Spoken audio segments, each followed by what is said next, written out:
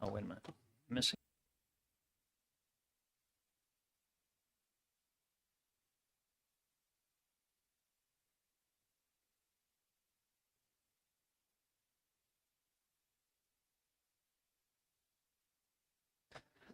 Good morning, everybody. Long day. We have about 18 bills that we're going to exec today, so we'd like to get going immediately.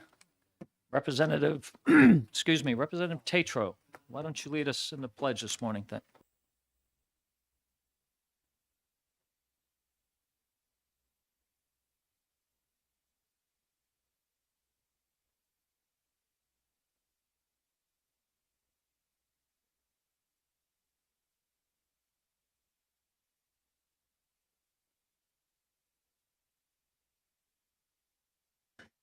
Thank you, Representative. Mr. Clerk, would you call today's roll call, please? Thank you, Mr. Chairman. Vice Chairman Power, Present. Representative Guthrie.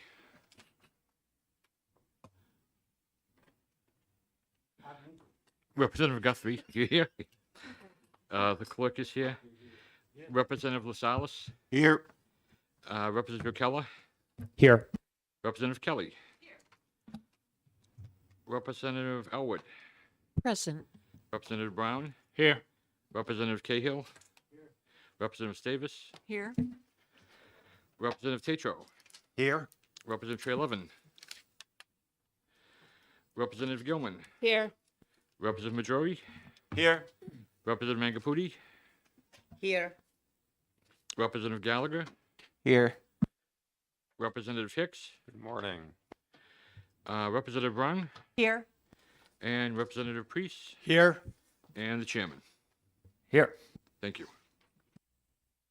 Thank you, Mr. Clerk. We'll get going and open up the exec session on House Bill 489. Mr. Chairman, Yes, Representative. I'd like to move ITL on HB 489. Representative LaSalle moves ITL. Do we have a second? Second. Representative Yokella seconds. Would you like to speak to your motion? Yes, I feel that there needs to be more marketing done for the state. I don't see the effectiveness of a individual county campaigns. So I would, I just don't feel that this is a time for this bill. Thank you, Representative. Do we have any further discussion? Seeing none, I'll ask the clerk to call the roll. ITL on Bill 489. Vice Chairman Power. Yes. Representative Guthrie. Clerk votes yes. Representative LaSalle.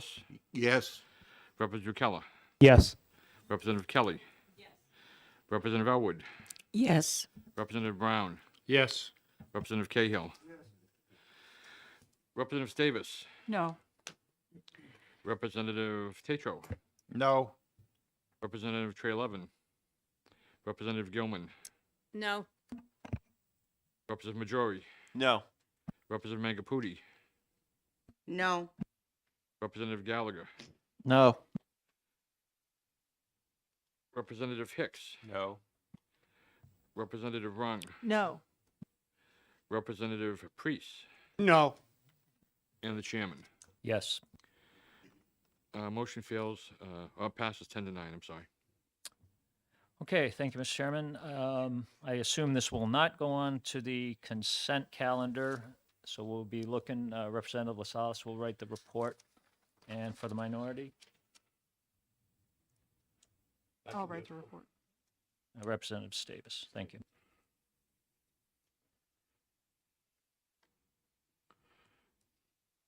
Okay, that closes the exec session on House Bill 489.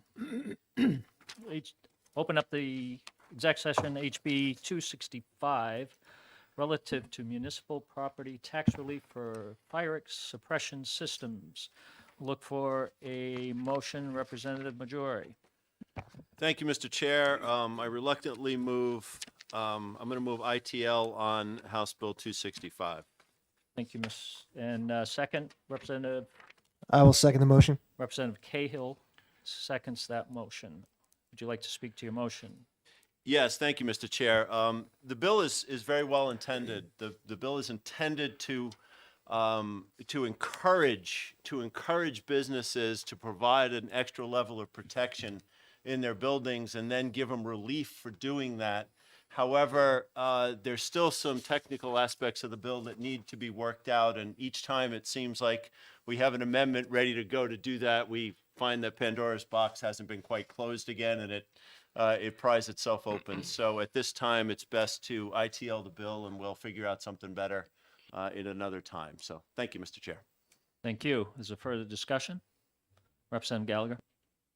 Yeah, I'd like to agree that it's well intentioned, but so feedback for the sponsor, if the sponsor hears this, specifically, one concern was whether this would apply to places that are required by law to install fire suppression systems anyways.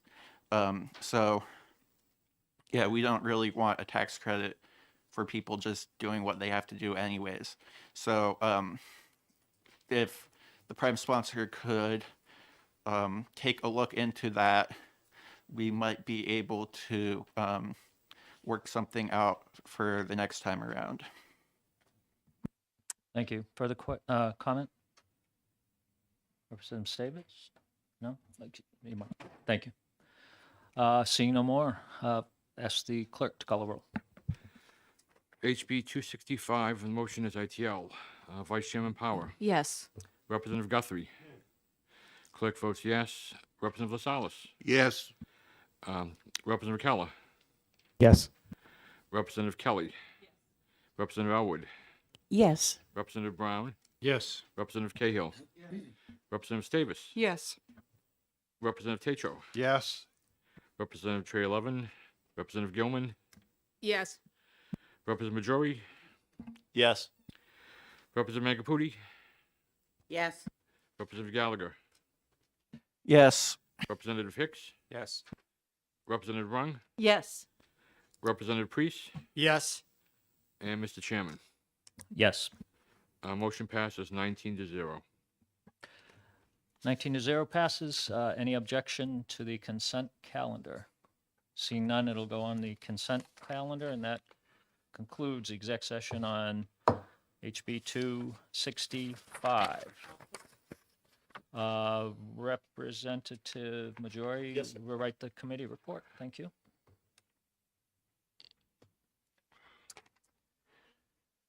Okay, we'll open up the exec session on HB 335, notice of tax lien for old age assistance. And looking for a motion, Representative Gilman. Thank you, Mr. Chair. I would move HB 335 as ought to pass. Do we have a second? Representative Stavis seconds.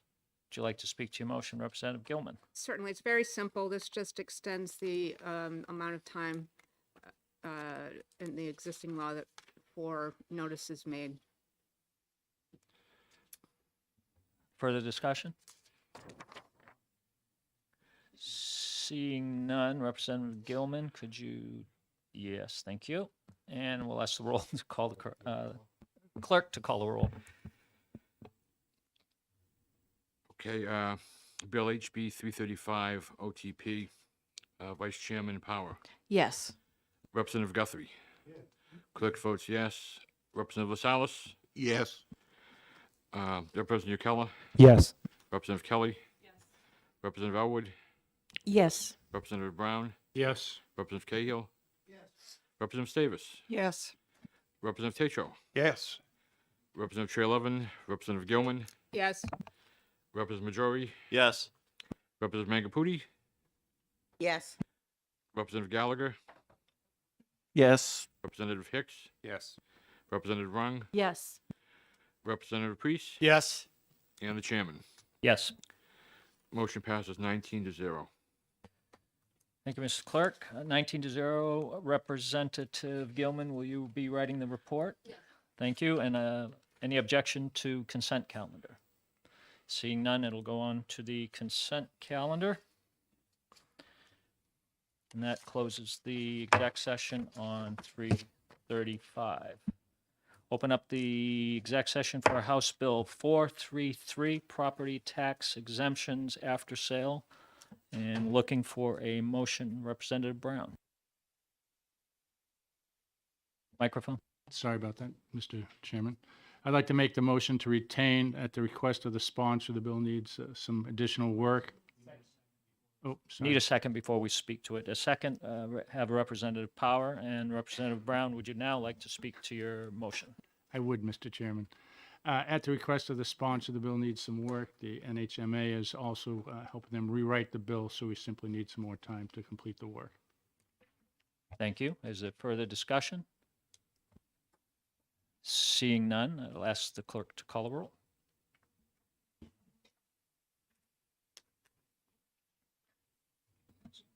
It's okay. Okay, the motion is to 433 retain. Vice Chairman Power, Yes. Representative Guthrie. Clerk votes yes. Representative Salas, Yes. Representative Yokela, Yes. Representative Kelly, Representative Elwood, Yes. Representative Brown, Yes. Representative Cahill. Yes. Representative Davis, Yes. Representative Techo, Yes.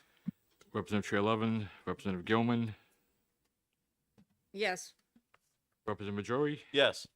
Representative Mangaputi, Yes. Representative Gallagher, Yes. Representative Hicks, Yes. Representative Rung, Yes. Representative Priest, Yes. and Mr. Chairman. Yes. Motion passes 19-0. Thank you, Mr. Clerk. Passes 19-0 to retain, so no committee report is necessary. And that closes the exec session on 4:33. We'll open up the exec session, House Bill 177, defining qualified structures for property relief. And looking for a motion. Motion to I ITL? would like, Do you have a question or a motion? or I had a motion. The motion is Representative Yokela, motion to ITL. Is there a second? Second. Second by Representative Elwood. And would you like to speak to your motion, Representative Yokela? I think that this is, sure, thank you, Mr. Chair. I think that this is an expansion that I'm not sure is warranted, and it is just another way of transferring the tax burden to the from businesses to the people of the community trying to afford their tax bill. So I think that for those reasons, I think that we should ITL this. Thank you, Representative. Further discussion, Representative Mangiaputi. Thank you, Mr. Chair. I would be opposing ITL. This is one of the ways that we can enhance the housing as well as giving the relief that where relief is needed, and revitalizing and building density and more housing for folks is critical at this time. So this is another tool in the toolbox. So I would oppose ITL. Thank you, Representative Davis. Thank you, Mr. Chair, and I also will be opposing the ITL motion. Economic revitalization of our downtowns is a key priority for New Hampshire, and as opposed to passing tax burdens from businesses to resident taxpayers, I suppose is what that means, when you rehabilitate a dilapidated, ignored, crumbling property, you generate revenue. So this would be a very good thing for our towns and cities that have downtowns that are blighted. And the blight doesn't always come from structures. It sometimes comes from the area around the structures. So I think that this bill would be a very good measure for the state to adopt. Thank you. Thank you, Representative. Representative Gallagher?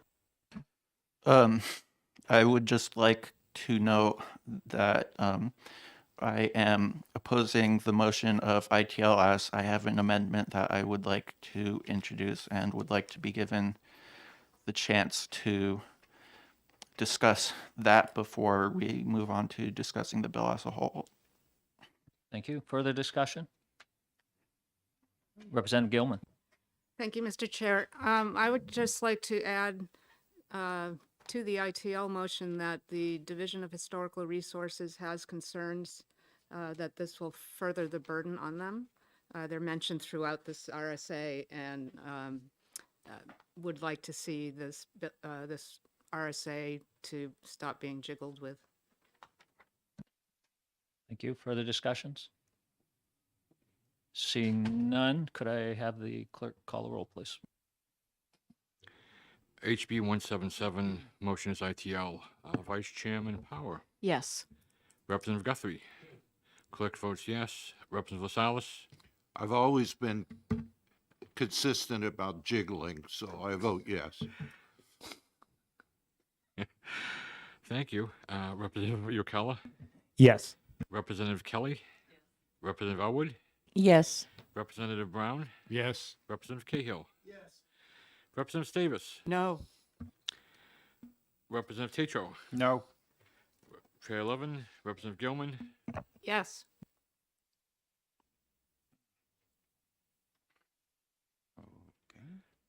Representative Majori. No. Representative Mangapudi. No. Representative Gallagher. No. Representative Hicks. No. Representative Rung. No. Representative Priest. No. Mr. Chairman, Yes. motion passes 11 to 9, 11 to 8, I'm sorry.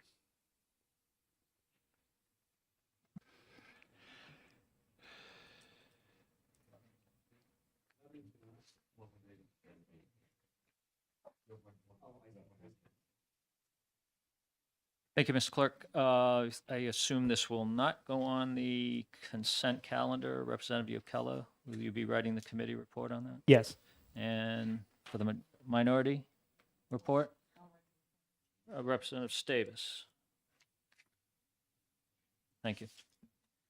The exec session, House Bill 177 is closed. We'll open up the exec sessions on HB 154, adoption of health ordinances. And do I have a motion? Yes, Mr. Chair, I'd like to make a motion of ought to pass. Thank you. Do I have a second? Second. Representative Yokella, seconds.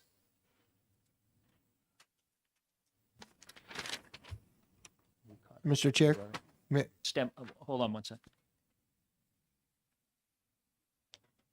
And Representative Cahill, would you like to speak to your motion? yes, I think this is a good bill and gives local control back to the people when making decisions for what's going on in their town. Thank you, Representative. Further discussion, Representative Majori?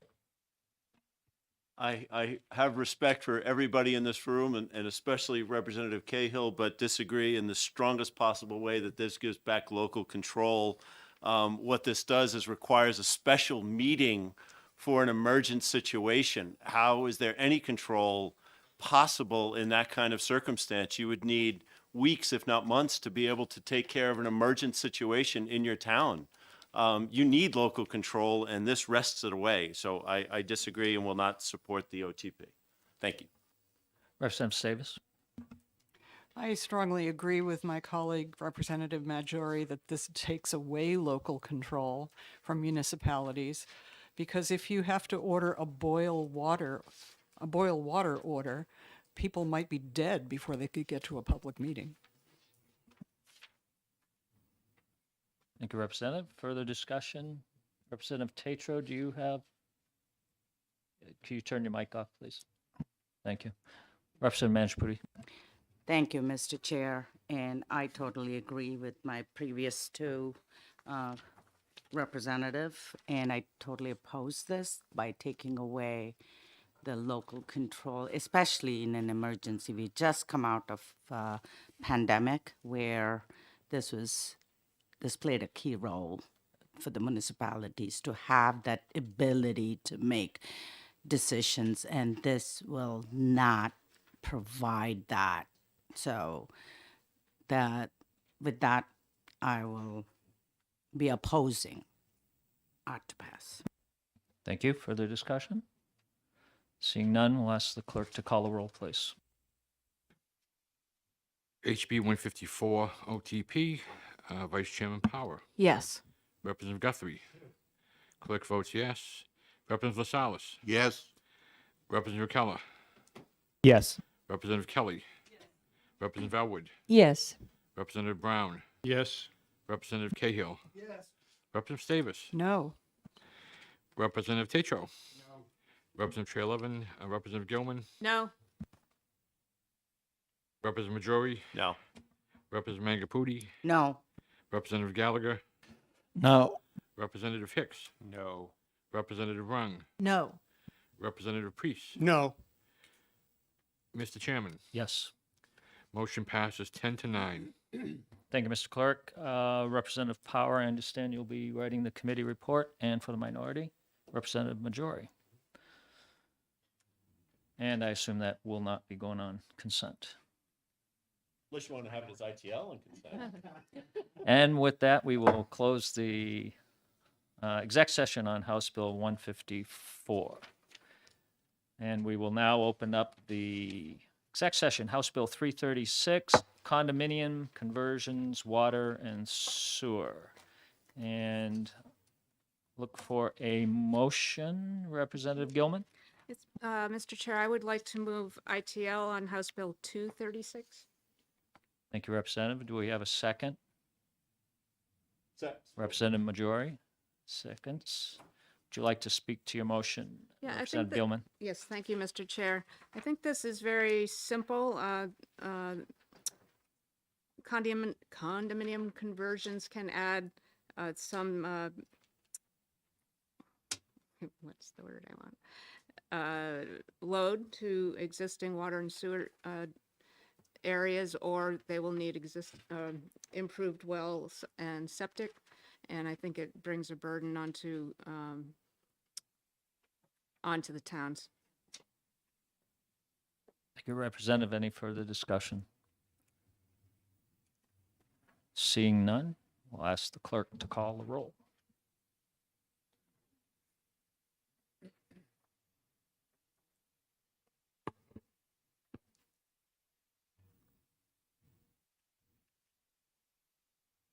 HB 236, motion is ITL. Vice Chairman Power. Yes. Representative Guthrie. Clerk votes yes. Representative LaSalle. Yes. Representative Keller. Yes. Representative Kelly. Representative Elwood. Yes. Representative Brown. Yes. Representative Cahill. Yes. Representative Davis. Yes. Representative Tatro. Yeah. Trey Levin. Gilman. Yes. Representative Majori. Yes. Representative Mangapudi. Yes. Representative Gallagher. Yes. Representative Hicks. Yes. Representative Rung. Yes. Representative Priest. Yes. And Mr. Chairman, Yes. motion passes 19-0. Thank you, Mr. Clerk. Without objection, let's go on to the consent calendar. Seeing no objections, it will go on the consent calendar. Representative Gilman will be writing the committee report? Yes. Thank you. That closes the exec session on HB 236. We'll open the exec session on HB 202, property tax abatement. Do I have a motion? Representative Yokella? I'll make a motion to retain. Thank you. Do we have a second?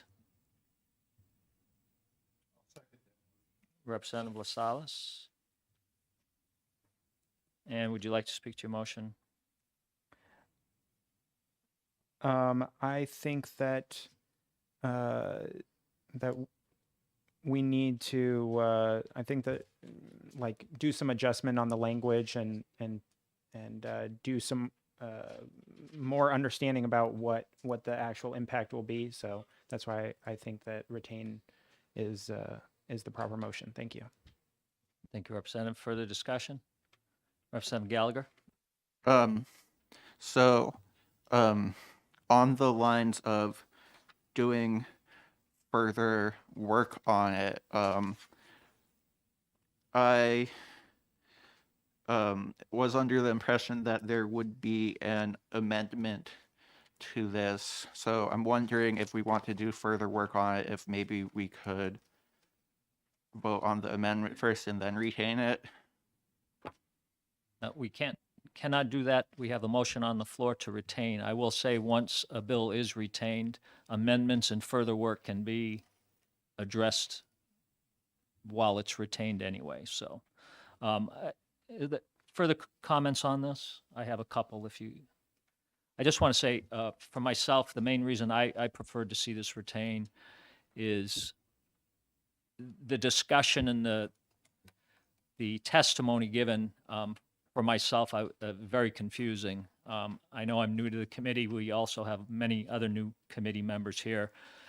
And before I feel comfortable voting either direction, I want to totally understand it. So I thought the best option at its time would be to retain it and get further work that might clarify a little bit of the language or make things a little easier to understand for some of us. So that was my reason for retaining. Further discussion? Representative Davis? Thank you, Mr. Chair. I'll be supporting the motion to retain, although I have spoken with both sponsors of the bill about the amendment that I sent to OLS the other day and distributed to the committee yesterday, and they are in agreement with that amendment, so I would urge our committee to take that into consideration when we further study the bill. Thank you. I totally agree. Further discussion? Representative Priest? Thank you. Seeing no further discussion, I'll ask the clerk to call the roll. Thank you, Mr. Chairman. Retain on HB 202. Vice Chairman Power. Yes. Representative Guthrie. Clerk votes yes. Representative Salas. Yes. Representative Keller. Yes. Representative Kelly. Representative Elwood. Yes. Representative Brown. Yes. Representative Cahill. Yes. Representative Davis. Yes. Representative Tatro. Yes. Representative Gilman. Yes. Representative Majori. Yes. Representative Mangaputi. Yes. Representative Gallagher. Yes. Representative Hicks. Yes. Representative Rung. Yes. Representative Priest. Yes. And Mr. Chairman. Yes. Motion passes 19-0. 19-0 will be retained in committee. That closes the exec session, HB 202. It's retained. Yep. The next exec bill that is shown, we're going to actually, I don't know if I have to technically call it, recess it to the end of this today or whatever. We're waiting on an amendment that's OLS promises is going to be here. So I'd like to wait on HB 51 until that arrives. So we will go ahead and open the exec session then on HB 313, reductions in the default budget. And let's see, we ask for a motion. Motion ought to pass. Representative Yokella moves 313 ought to pass. Representative Power seconds that motion. Representative Yokella, would you like to speak? Sure. This is my bill that I presented to the committee, and all it's doing is allowing the default budget to reflect the newly hired position when there is turnover within an existing budget, so that the default budget is more reflective of the actual status on the ground at the time of the public hearing. So of the new proposed budget. So thank you. Thank you, Representative Majori. Thank you, Mr. Chair. I'm going to oppose the ought to pass and would prefer ITL. While I certainly understand where the prime sponsor wants to go with this, if there is a position that is unfilled at that time through turnover, having the ability to keep that position open with the full funding or the funding for that position is critical to communities. Should that go to the default budget, with some change, for instance, if the position is unfilled, then it goes to the default budget, I assume, as a zero. And therefore, the community would be unable to fill that position because you would have no money for it. So I think while the idea is well intended, I think the consequence could be detrimental to a community. Thank you. Thank you, Representative. Further, Representative Gilman? Thank you, Mr. Chair. I agree with, excuse me, my fellow Representative Majori. I think this is another bill or another RSA that's been jiggled with many, many times, including my attempt many years ago.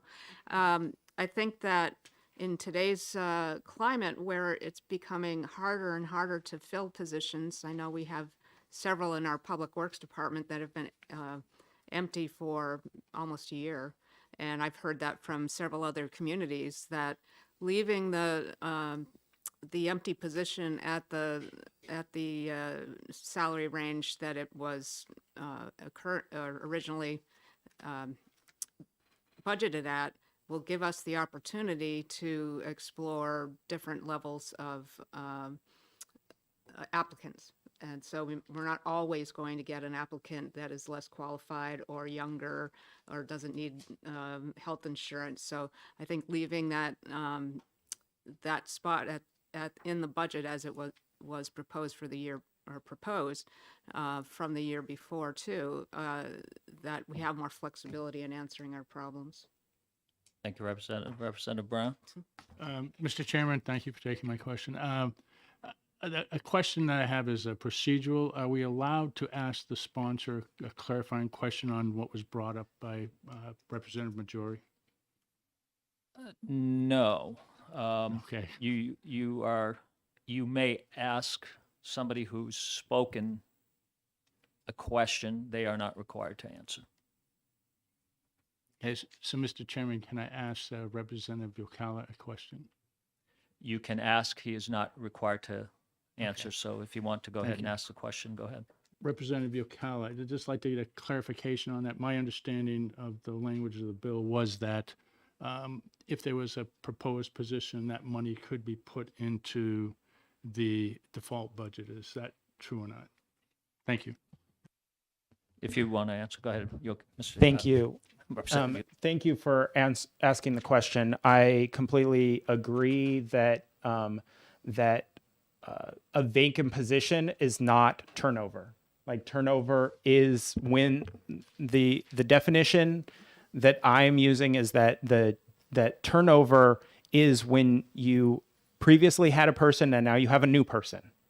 That is turnover. If you had a person before and now you don't have a person, that isn't turnover yet until you actually completed the process of hiring a new person. And so until the hiring process has occurred, then there would be no change to the default budget. And so I understand the fear of some of the members, but I don't believe that is neither the intent of the bill, nor I don't believe the application. But if definition of turnover needed to be, clarified, in the Senate or whatever, to say that the turnover means the hiring of a new employee, that is completely amenable to me. So thank you. Thanks, Representative. Further discussion, Representative Davis?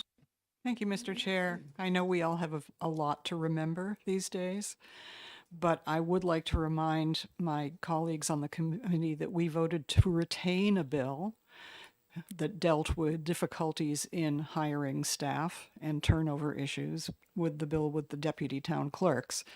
And so I don't quite understand the logic of ITLing this while voting to retain the other. The motion is actually ought to pass. My apologies. Representative Manjapudi. Thank you, Mr. Chair. My concern is when we are in such a tight market, at the county level, at the municipality level, this is going to take away a tool that the municipalities and towns have in order to, you can't time a turnover or you can't time when the person is going to leave. And there's so much effort and time and money spent on retaining and retraining. And this will hinder that if it is not perfectly timed by the time the budget happens. And just after the budget, you hire somebody, you have to go back to put that money back into that. So just, I think looking at what we have in this situation right now, workforce development, workforce is such acute shortage.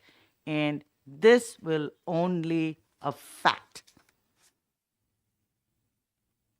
putting a good budget. So I will oppose ought to pass so we can keep that tool that the municipalities need. Thank you.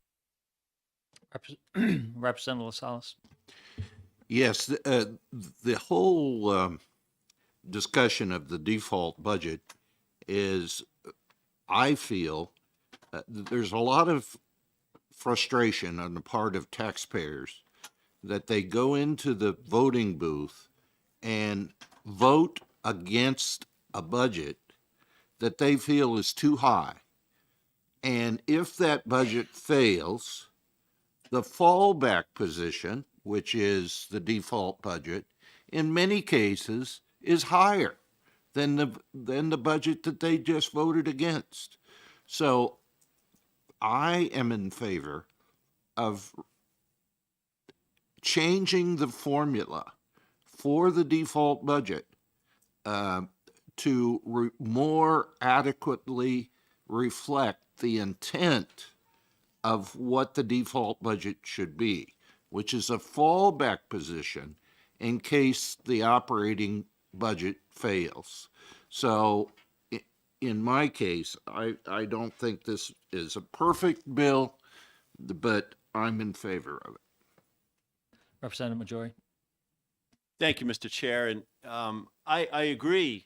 I agree with my friend from across the aisle on what you're saying, and I agree with the prime sponsor still in what the goal is. But I think the language creates a question, and has with my own financial director say, and he brought up 2 or 3 examples of, well, what if? And I couldn't answer it. I know exactly where you want to go. I just don't, I think this bill is going to leave some question marks which are yet unanswered. If they can be answered, if this bill were to get to the Senate, I think we would have something better. But at this point, right here with this language, I can't support it. So, thank you. Representative Priest. Thank you, Mr. Chairman. I agree with the intent of the sponsor, but I think the language in the bill is very vague. And I will be voting against the ought to pass and will be opting for to retain this bill so this can be clarified, and we can move it on. Thank you. Thank you. Seeing no further questions or comments, ask the clerk to call the roll. Okay, HB 313 ought to pass. Vice Chairman Power. Yes. Representative Guthrie. No. Clerk votes yes. Representative Lascelles. Yes. Representative Keller. Yes. Representative Kelly. Yes. Representative Elwood. Yes. Representative Brown. Yes. Representative Cahill. Yes. Representative Davis. No. Representative Tatro. No. Representative Gilman. No. Representative Majori. No. Representative Magapudi. No. Representative Gallagher. No. Representative Hicks. No. Representative Rung. No. Representative Priest. No. Mr. Chairman. Sorry, where was I? Yes. Motion fails on 9 to 10. Do I have another motion? Representative Freeze. Mr. Chairman, I move that this bill is retained in committee so we can clarify the issue of temporary and staff. Thank you. Thank you. Do I have a second on that? Second. Representative Majori seconds. Further discussion? Point of order, Mr. Cohen. Representative Stavis. Yeah, thank you, Mr. Chair. I'd just like to inform the clerk that Representative Trelevin is present.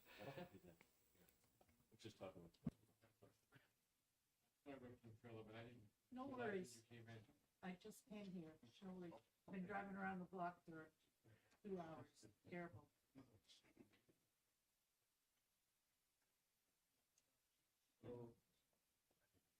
Seeing no further discussion, we're going to ask the clerk to call the roll on motion to retain.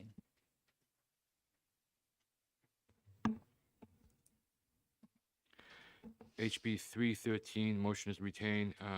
Vice Chairman Power, Yes. Representative Guthrie. Clerk votes yes. Representative Salas, Yes. Representative Keller, Yes. Representative Kelly, Yes. Representative Elwood, Yes. Representative Brown, Yes. Representative Cahill, Yes. Representative Stavis, Yes. Representative Tatro, Yes. Representative Trelevin, Yes. Representative Gilman, Yes. Representative Majori, Yes. Representative Mangapudi, Yes. Representative Gallagher, Yes. Representative Hicks, Yes. Representative Rung, Yes. Representative Priest. And Mr. Chairman, Yes. motion passes 20-0. Okay, so it passes 20-0. No committee report required. It will be retained in committee. That closes the exec session on HB 313.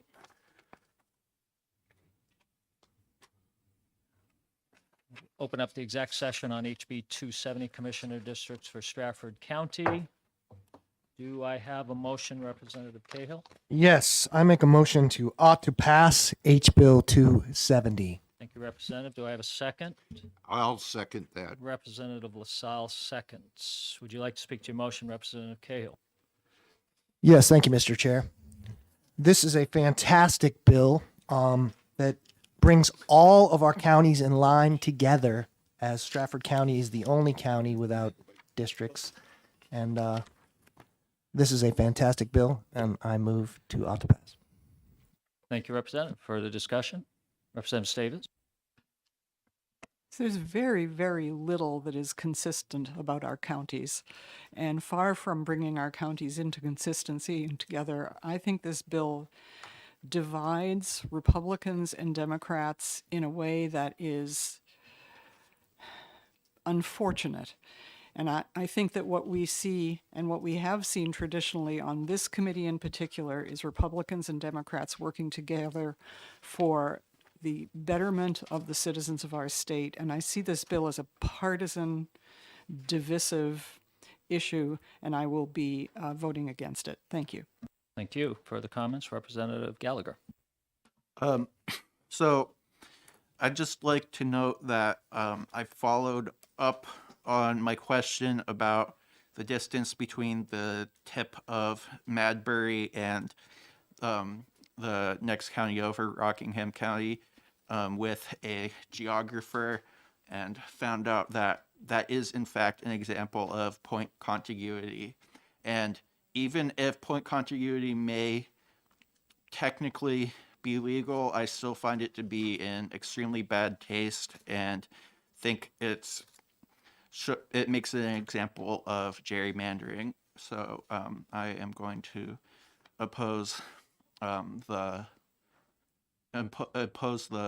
motion of OTP on this bill. Thank you. Further discussion? Yes. Representative LaSalle? One of the worst things that can happen, in my mind, in a representative democracy is to feel as if your vote doesn't count. We had significant testimony when we went through from the rural portions of the county that they just didn't feel as if their vote counted. That the cities were, because of the population dispersions, the cities overwhelmed the rural portions, and it meant that these people were frustrated that they just didn't have the vote. So when you do redistricting, it is inherently political. You can't take the politics out of it. So and I respect my colleague Representative Davis, who said that this is a very partisan effort here, and I don't disagree with that because it is redistricting. With respect to Representative Gallagher's discussion of the contiguity, it meets the constitutional definition of contiguous. So I don't see that is a valid argument. So I will be supporting the OTP here, and hopefully these people in the rural portions of the county will feel as if their vote matters. Thank you, Representative. Representative Trelevin. Thank you, Mr. Chair. Sorry for my tardiness. I was driving around the block, but not for 2 hours. I am not in support of this bill for a number of reasons, and I heard from many constituents, at least a dozen, via email and voicemail messages and phone conversations, who are all residents of Stratford County, feeling that this is not an appropriate time to do this redistricting, first of all, that this effort is not transparent and really not, although we did hear from people, just as my friend Representative LaSalle has said, we did hear from people in the more rural parts of the county that they were dissatisfied. We didn't hear from everyone, and we've now heard from more people now that the bill is out. Transparency is what I'm hearing, and that's not happening right now. The second part that I've been hearing is, how can we be redistricting a county here in the state legislature when it's not the right time, is what people are saying to me. The fact that we've just had the census done, and it will be another several years till a new census is done, that seems to be the appropriate time to put in a measure that would redistrict Stratford County to potentially meet the same standards as our other counties have. The other part that I'm hearing is Stratford County is unique in the fact that it is the smallest, one of the smallest counties that we have, and yet it's the fourth most populated county. And we haven't spoken to enough or listened to enough of our constituents to get a true picture of what it is they're looking for. So I will not be in support of this bill, and I'm not going to read you all the emails that I got from people, but they are basically saying what I've just said. It needs to be a transparent process. The people need to have lots more input than they've had, and the decision needs to be much broader. And right now, we're not there. That's all I'll say for now. Thank you. Further comments? Representative Manjapudi. Thank you, Mr. Chair. I will echo some of the same sentiments my colleague just spoke. In this, we heard from other commissioners from other counties and from my county that says, we have heard it several times making comment about taking a bite of the apple twice.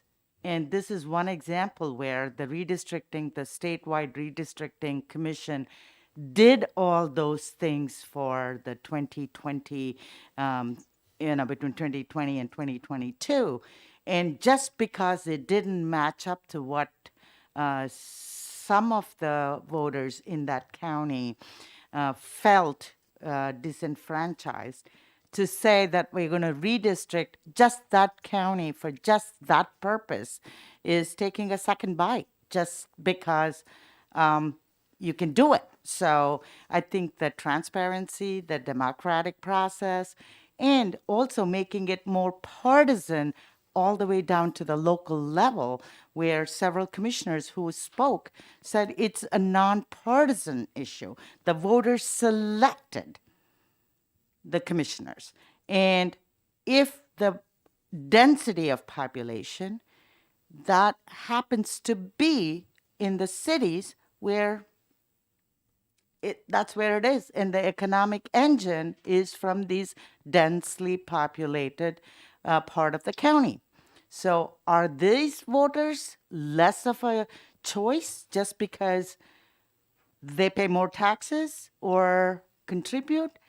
I just don't get it. So just trying to make this divisiveness, I will oppose the to pass. This has to wait for the next redistrict. Representative Power?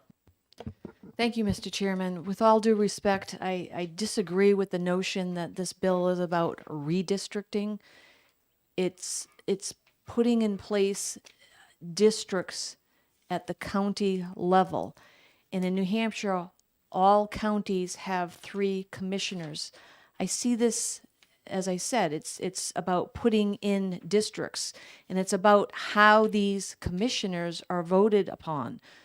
Currently, it's at large versus the voters within a district, which don't yet exist, being able to elect the commissioner for their district. And furthermore, redistricting has to do with apportionment of voters and representation. This bill to me is not that. Representative Stevens? Thank you, Mr. Chair. I feel like I'm having deja vu all over again. But the chair kindly offered to work on a newer version or a different version of a bill that came before this committee that was sponsored by me earlier, and I think I'm making the same request of him now. I feel as though we have a difference of opinion amongst us as to whether this constitutes redistricting, and therefore can the apple be bitten again? And I think the answer is probably no to that. But clearly there are people in this county who feel disenfranchised. That's a bad thing. I agree with my colleague, Representative Lascelles. There has to be a way of fixing this problem for counties across New Hampshire. It's one of the things we as a committee grapple with over and over and over again. And I wonder if this might be an opportunity to retain and really take a deep dive into this issue. Representative Gallagher? So as to the question of whether this is redistricting or not, I think this bill has 2 separate parts. One is to say that Stratford County shall have districts, and then the other is to actually draw those districts. And I'm just questioning why we have to do those 2 things combined. Like, I think another possible solution is if we just want Stratford County to have districts, we could say Stratford County shall have districts which will then be drawn by an independent redistricting commission, or which shall then be drawn by the county delegation or the county commissioners. But instead, we're drawing those districts ourselves here, which I think shows that this is in fact redistricting rather than one of those other approaches that wouldn't be. Representative Cahill? Would it be okay if I ask the prime sponsor a question? The prime sponsor will speak after everybody else has made their points. And if I don't answer your question after that, sure. Representative Gilman? Thank you, Mr. Chair. I would actually be in support of retaining this bill, because if you look at the other sections about how county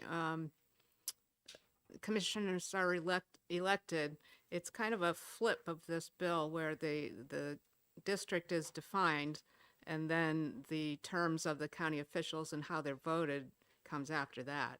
And we've been changing the commissioners slowly but surely to four-year terms.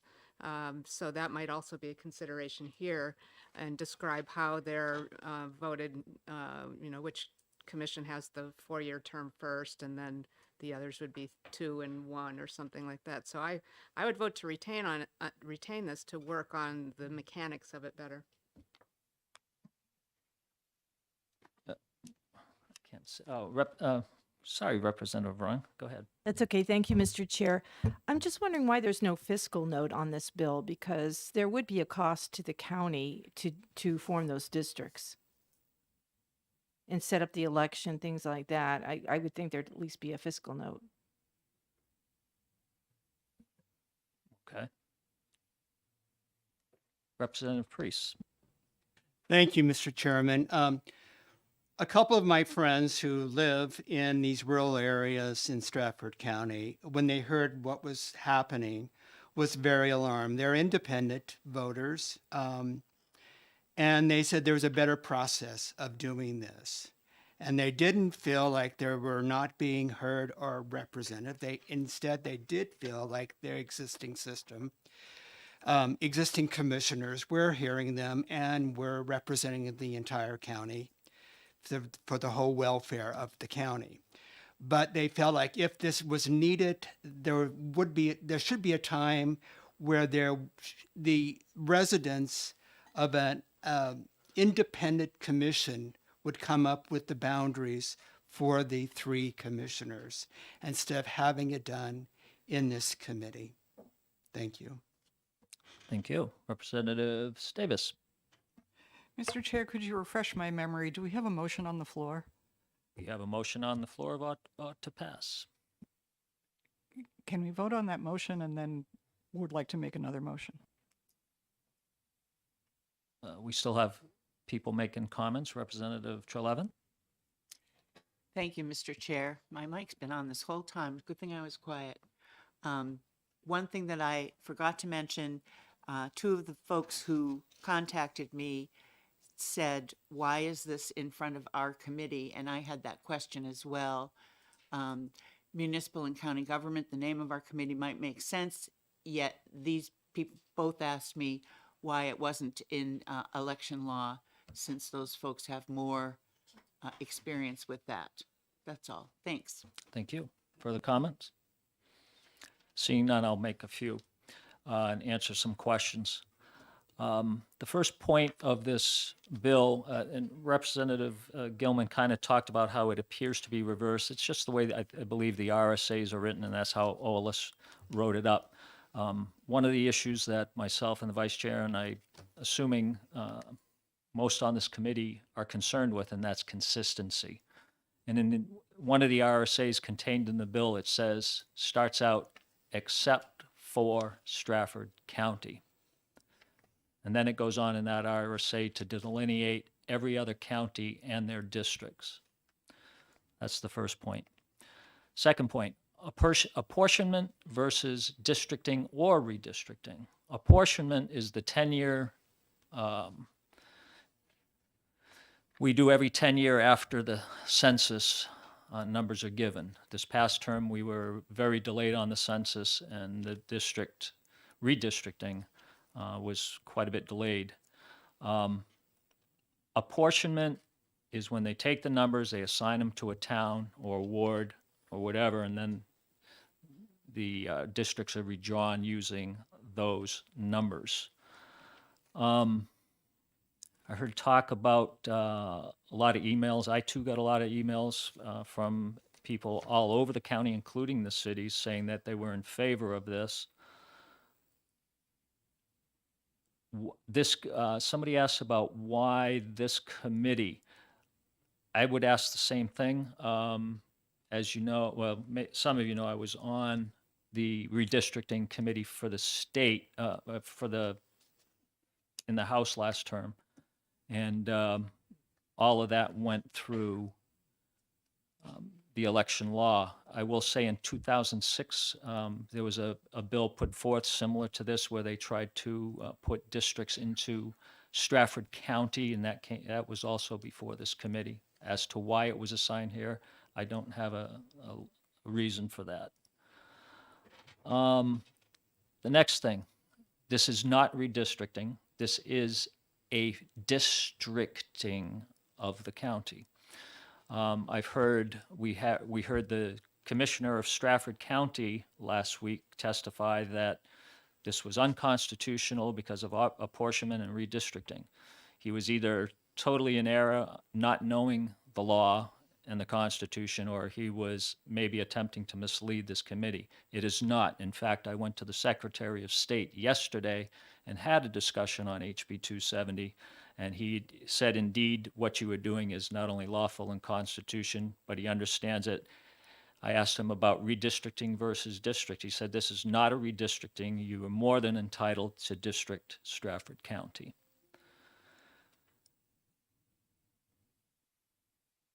I brought a little prop today. I just wanted to show you so you have an idea. When I think I spoke last week when we were talking about the redistricting committee about the legalities, the constitutionality. When we were on the redistricting committee last year, this is the book we were given, and this delineates all the U.S. Supreme Court decisions on redistricting. I couldn't find one in here that even deals with commissioners. And I will say, when we went around to each county last year, had listening sessions, every county the redistricting committee went to at least once, and we held several in the House chamber. The numbers of people who showed up were minimal. And on top of that, the comments that they made were on the U.S. House CD1, CD2, and then their county redistricting in terms of their state representatives. I never heard one question about commissioners. Commissioners' districts were, for the existing ones, were redrawn, never received a single comment on a commissioner's district. When it comes to redistricting, the ease of drafting a commissioner's district is much more simple than state reps. As an example, Stratford County we're talking about, 3 commissioners, very easy to develop districts there. Think about trying to fit 38 representatives in that same area, much more difficult. So this is not a something that is extremely difficult. Trying to think of some of the other questions or comments that were made. Did I answer? I can't remember if I answered Representative Cahill's yet. I think that's all I have. Somebody mentioned the cost. There will be no costs. I spoke with OLS. Somebody last time talked about, this is not saying we need to have a new election for commissioners.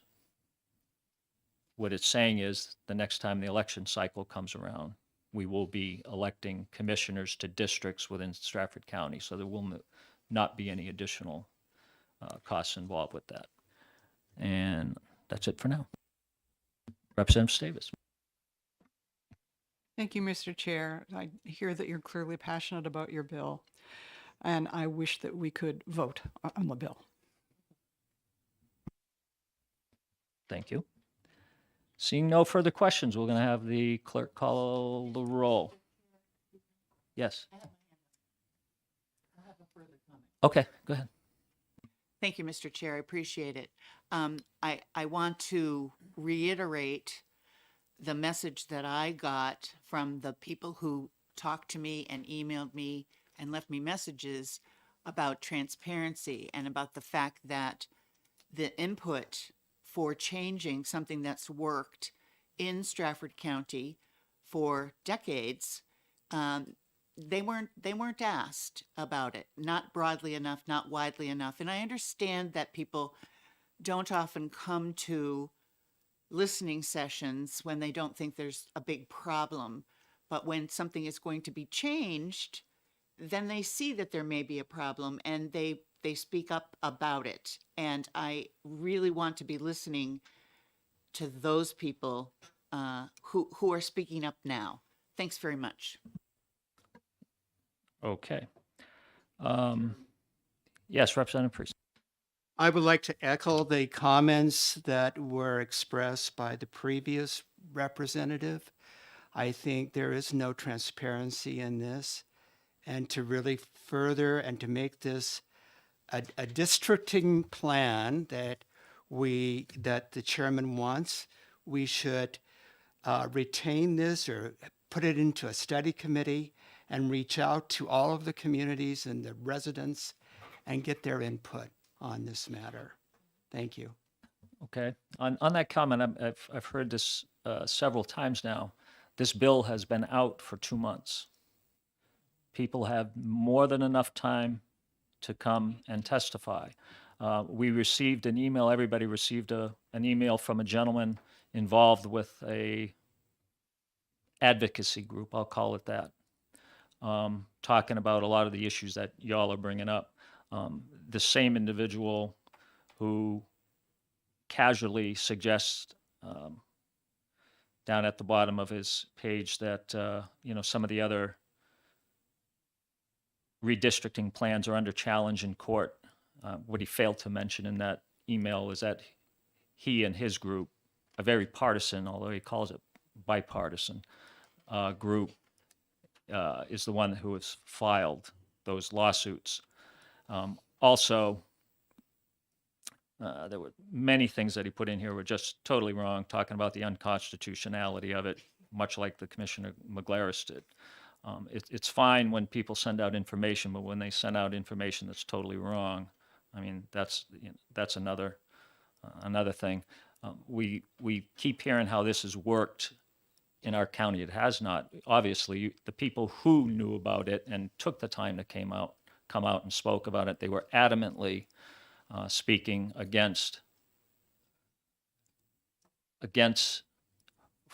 speaking adamantly for the bill and letting it be known that they did not feel this has been working for Stratford County for a very long time. Representative Davis. Mr. Chairman, can we vote on this bill, please? Representative Cahill has a question first. I was going to rescind my question and just make a statement, if that's okay. Absolutely, go ahead. Our original state seal has a bundle of 5 arrows on it representing the then 5 counties. We've got to a place where we have more counties. We've changed things over and over throughout history in this state. And I think in fairness, we need to actually vote on this bill ought to pass for these people who have this problem. Thank you, Representative. Seeing no further comment, we will ask the clerk to call the roll. HB 270 is OTP. Vice Chairman Power. Yes. Representative Guthrie. Okay. Clerk votes yes. Representative Salas. Yes. Representative Keller. Yes. Representative Kelly. Representative Elwood. Yes. Representative Brown. Yes. Representative Cahill. Yes. Representative Davis. No. Representative Tatro. No. Representative Trey Levin. No. Representative Gilman. No. Representative Majori. My mind has been changed. No. Representative Mangapudi. No. Representative Gallagher. No. Representative Hicks. No. Representative Rung. No. Representative Priest. No. And Mr. Chairman. Yes. Motion is a tie at 10-10. Representative Davis, I'd like to make a motion. state your motion. I move to retain this bill. Representative Davis makes a motion to retain. Do we have a second? Representative Priest for seconds? No. Is there further comment on the motion to retain? Yes, Representative Davis? Only to just very briefly paraphrase and repeat what I said before, that this is a committee that deals with the the nuts and the bolts of how counties and municipalities work. This bill presents us with an excellent opportunity to, as I said, do a deep dive into this issue, which is clearly a divisive issue. And I think that as a committee, our charge is to deal with these issues, and we ought to deal with them as presented in this bill and retain this bill. Representative Majori. Thank you, Mr. Chair. I was prepared to vote in favor of this bill when we first heard it for reasons that I've heard. Ever since I've been on this committee, I've talked about consistency in our community, in all of our communities and certainly our counties. But I've heard things here today that I'm not sure that transparency is the word that I want to use so much as I like the word deep dive. This may be the right thing to do, and this may be the right way to do it. I'm convinced that it's perfectly legal to do it, having done the research on the difference between creating the districts and redistricting. But I fully support the idea of retaining it to make sure that it has been fully vetted and has had as much input as possible. Thank you. Thank you, Representative. Seeing no more hands raised, we'll ask the clerk to call the roll. HB 270, motion is to retain. Vice Chairman Power. No. Representative Guthrie. Clerk votes no. Representative Salas. No. Representative McKellar. No. Representative Kelly.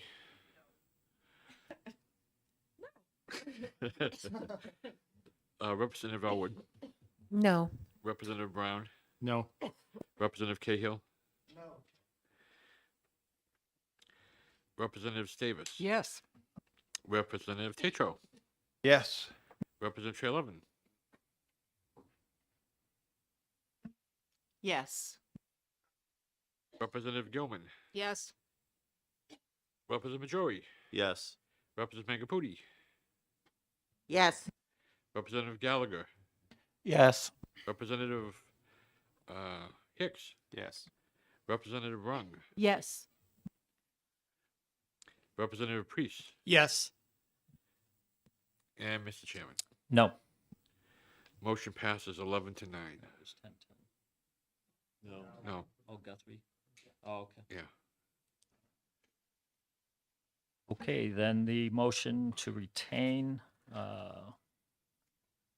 passes 11 to 9. Question of the chair. So Yes, where do Representative. we stand with this bill now? It's retained in committee, Okay. so it doesn't go to the floor and there's no committee report. Mr. Chair. Representative Majori. Thank you, Mr. Chair. I also have a question of the chair, just for process. When we retain a bill, is it indefinitely, essentially to the end of the next term, or do we have a deadline for when we have to take action? There is a deadline. I believe it will be in the fall, and then the bill will go with a recommendation to the floor at the beginning of next year. Beginning of next year. Yep. Thank you. Further comments? That closes the exec session on 270. I'm on your Oh. bad side. I Sorry. understand. Go ahead. Thank you. I do want to make a comment. I originally was going to vote no to retain because I don't think it's a very, it's not a very good bill. And working on it, I just want to be sure that we are all mindful of the fact that there's a whole bunch of people we need to listen to and talk to, listen more than talk maybe, going forward. That's all. Thanks. Thank you. Exec session on HB 270 is closed, and we will open up the exec session on HB 294, enabling municipalities to adopt a child tax credit. Yes, Mr. Chair, I'd like to make a motion to ITL HB 294. Representative Cahill makes a motion to ITL. Do I have a second? Second. Who was the second? Representative Keller? And would you like to speak to your motion? Thank you, Mr. Chair. Yes, I think that this bill definitely would shift taxes. It has a lot of unintended consequences. Thank you. Further discussion? Mr. Chair? Representative Gallagher. I would just like to note that I have an amendment to this bill and would like to have a chance to discuss it. So for that reason, I will be opposing the motion of ITL just so that we can have a chance to discuss my amendment. Thank you. Representative Guthrie. Thank you, Mr. Chairman. My comment was that as any abatement, if you will, or credit that goes to a particular group in a community, there always is the issue and the concern that John paying for Mary. And I know that's a concern we can't get away from. And I was surprised. I happened to take this bill to my town clerk, who I have a great deal of respect for, and I told her I was going to get it for her, and she was all upset because of those concerns. And once she read the bill, I think she thought it had a lot of merit, and because it was enabling, she was not uncomfortable with it. I think, I personally think that this bill is ahead of its time. I think it's something that's going to come to the communities for their consideration sometime in the future, but I don't see it being accepted by any communities if it was brought forward to them. But having said that, I think it's something that's going to happen. We're going to get to the position where we now have part-time kindergarten, and it's children are going to the kindergarten based on a lottery, and that seems to be kind of unfair. And what do we do those people who didn't win the lottery? Maybe they need some consideration. So I think it needs some discussion. I think it's probably something that's going to happen after my time. But I appreciate the bill, but I'm going to have to, even though it's enabling, I'm going to have to vote against it. I think it's just something that's not going to be accepted. Thank you, Mr. Chairman. Representative Davis. Thank you very much, Mr. Chair. I am in sympathy with the intent of this bill. I have numerous issues with the technical aspects of it. There is no means testing in this bill, as there are for other tax exemptions and credits that we grant to other populations. There is also a section in the bill that deals with landlords, but it is not clear at all how the landlords are to pass on the child tax credits to their tenants. There's no mechanism by which that can be measured. So theoretically, a landlord could rent to tenants with kids and reap the rewards of the child tax credit without passing that along to the tenants, which seems absurd on its face to me. And there was another issue with it. I was thinking, even though it is enabling, the means testing is where I just stop in my tracks, because if Elon Musk moved to Lebanon and this was enacted and we enabled it through our city council, Elon Musk's would get a tax credit if he had more kids, and that's just unacceptable to me. Further comments? Representative Majora.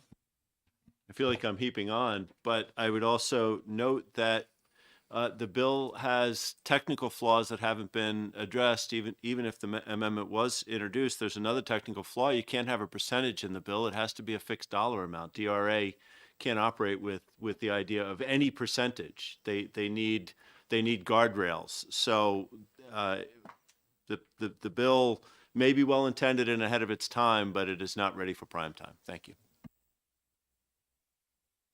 Further comments? Seeing none, I'll ask the clerk to call the roll. HB 294, ITL. Vice Chairman Power. Yes. Representative Guthrie. Clerk votes yes. Representative Lasalas. Yes. Representative Yokella. Yes. Representative Kelly. Reluctant, yes. Representative Elwood. Yes. Representative Brown. Yes. Representative Cahill. Yes. Representative Davis. Yes. Representative Tatro. Yes. Representative Trey Levin. Yes. Representative Gilman. Yes. Representative Majori. Yes. Representative Mangaputi. Yes.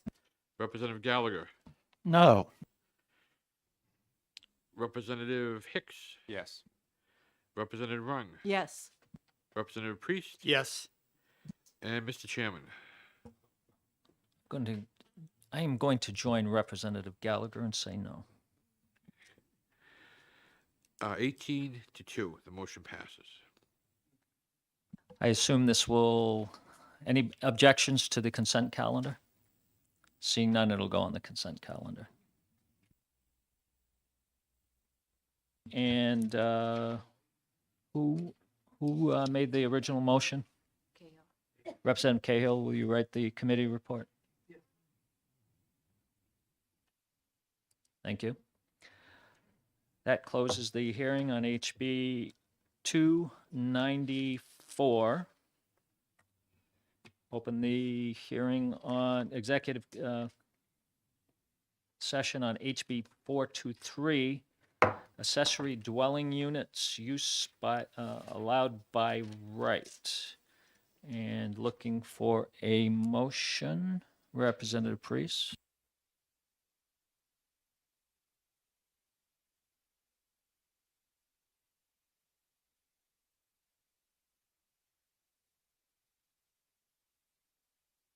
Use could only be granted in areas with water, public water and sewer. Is there an amendment that has been drafted and?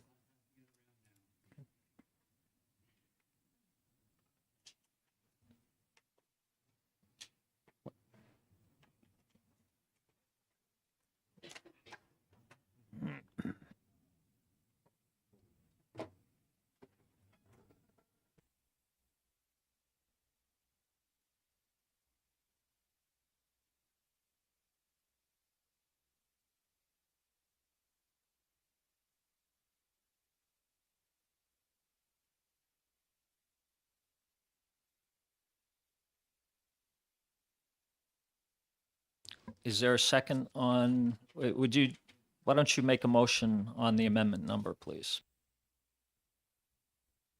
I'm sorry, Mr. Chairman, I move that the amendment 2023-0538H be adopted. Is there a second? Representative Mangiaputi seconds. Would you like to speak to it? Again, we have a housing crisis in this state, and I feel like this is one of the tools that is needed in those communities with water and sewer. I think the zoning and the contextual concerns will all be addressed with the local zoning controls, and if they aren't, they should be. And I feel like this is an important tool, and I think this amendment would just limit it to those areas with water and sewer. Thank you. Thank you. Representative Davis? Thank you, Mr. Chair. I'd just like to point out in the amendment, there appears to be an error. In the last line, such accessory units shall only be permitted on lots served by municipal city and sewer. I see no reference to water. Representative Yokella? Thank you, Mr. Chair. As I'm just looking at this amendment, it looks like it is amending the section of law which previously granted accessory dwelling units as a matter of right. and now is saying that such accessory dwelling units shall only be permitted on lots served by municipal. And then the error. I think that this is actually a step back because I think it would restrict what is currently a right of all properties in the state to just the accessory dwelling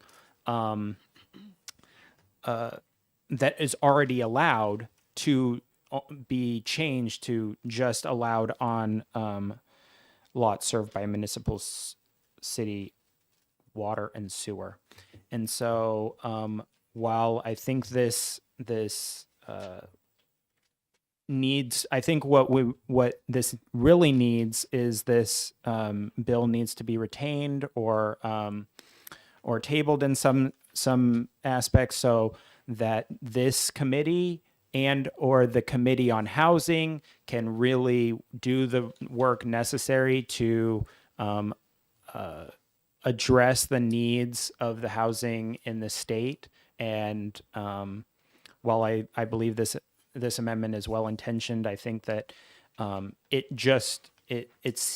signals that there is the willingness to work on this issue. And so for that reason, I think that we should propose an alternate motion. Thank you. Further comments, Representative Gallagher?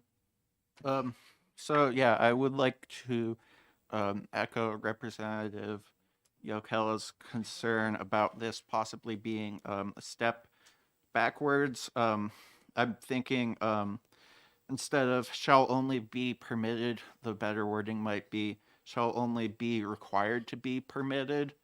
But yeah, that's something that we would that could be an alternative amendment that we would discuss after retaining.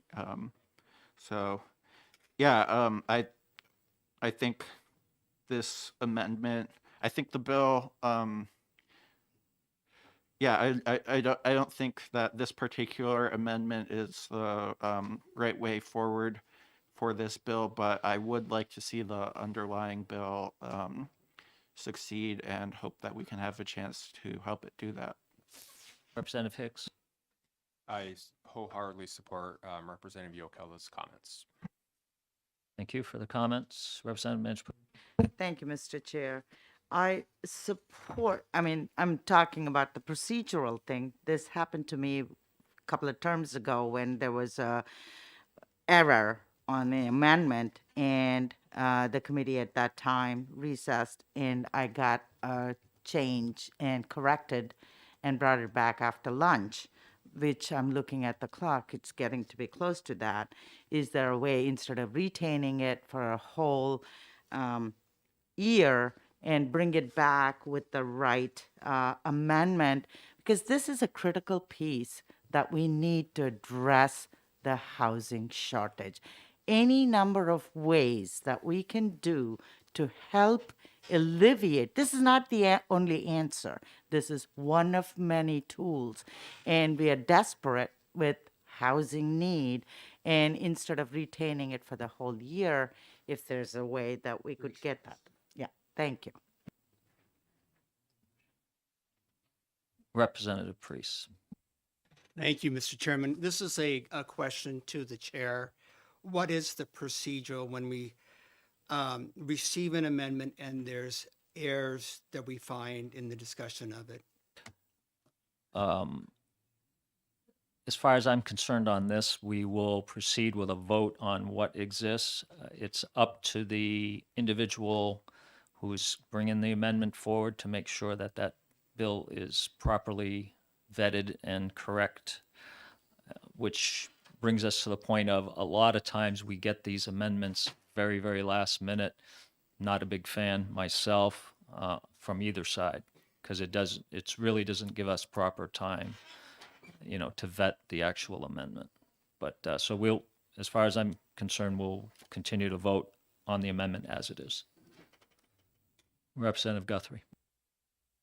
Thank you, Mr. Chairman. Thank you for letting me make my comments. I happen to come from a community that has neither municipal water or sewer. So, you know, all these things that are being tried for the housing is sort of on the side because it, almost in every case, it's a given that if you don't have sewer and water, then it's a local matter, and you better keep that local control there, because if you require towns that don't have sewer and water to do things that might impact adversely on their sewer and water, it's pretty much a given that we don't want to do that. And that, plus the fact that this, uh, so I'd be in favor of the amendment, but I can't vote for the bill. So it's kind of a funny situation. But I will vote for the article, because I think that's the direction all these bills should go through. But I can't vote for the article in a matter of right instead of option. Thank you, Mr. Chairman. Representative Brown. Thank you, Mr. Chairman. I have a question for Representative Priest. You can choose to answer this or not. I'm just trying to figure out how this amendment how you felt this amendment itself was going to fix the problem with the bill. Maybe you could just clarify a little bit, please. Representative Priest, you may answer that if you'd like. Yes, I will. Thank you, Mr. Chairman. There was concerns when this was discussed last week about imposing additional housing units in areas where, and on lot sizes that were not sufficiently, adequate with water, with their own wells and septic tanks. So that's why I thought it would be more appropriate just to limit the ADUs in areas where there was public water and sewer. And Mr. Chairman? Representative Tatro. Thank you, Mr. Chair. Coming from a community that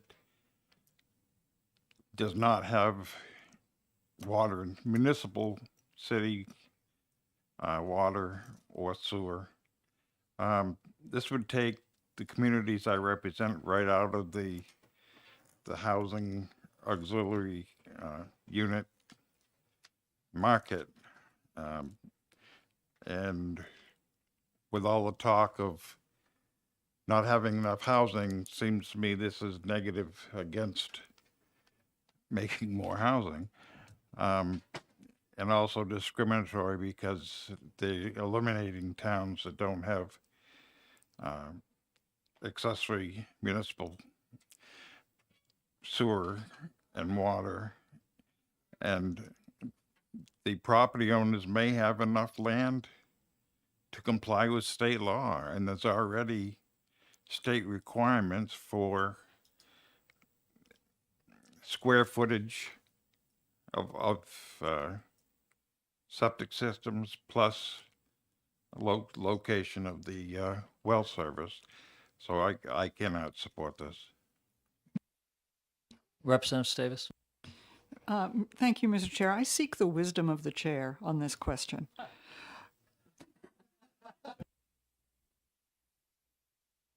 Since when? Should I retract that? No, and honestly, I do. And I want to respond in my comment to something that Representative Yokela said. The Speaker of the House, in his wisdom, has created a special housing committee. Clearly, this is a bill that needs to be examined by this special housing committee.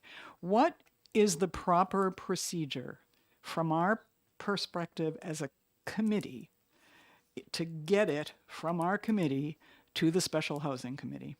That is an excellent question, which I do not have the answer to. You would have to speak with the speaker. All I know is that we will be dealing with this bill in committee. Representative Priest. Mr. Chairman, thank you. I do have a procedural question. Is it permissible for me to withdraw my motion on this amendment and to offer one that retains it so we can get this and other concerns addressed?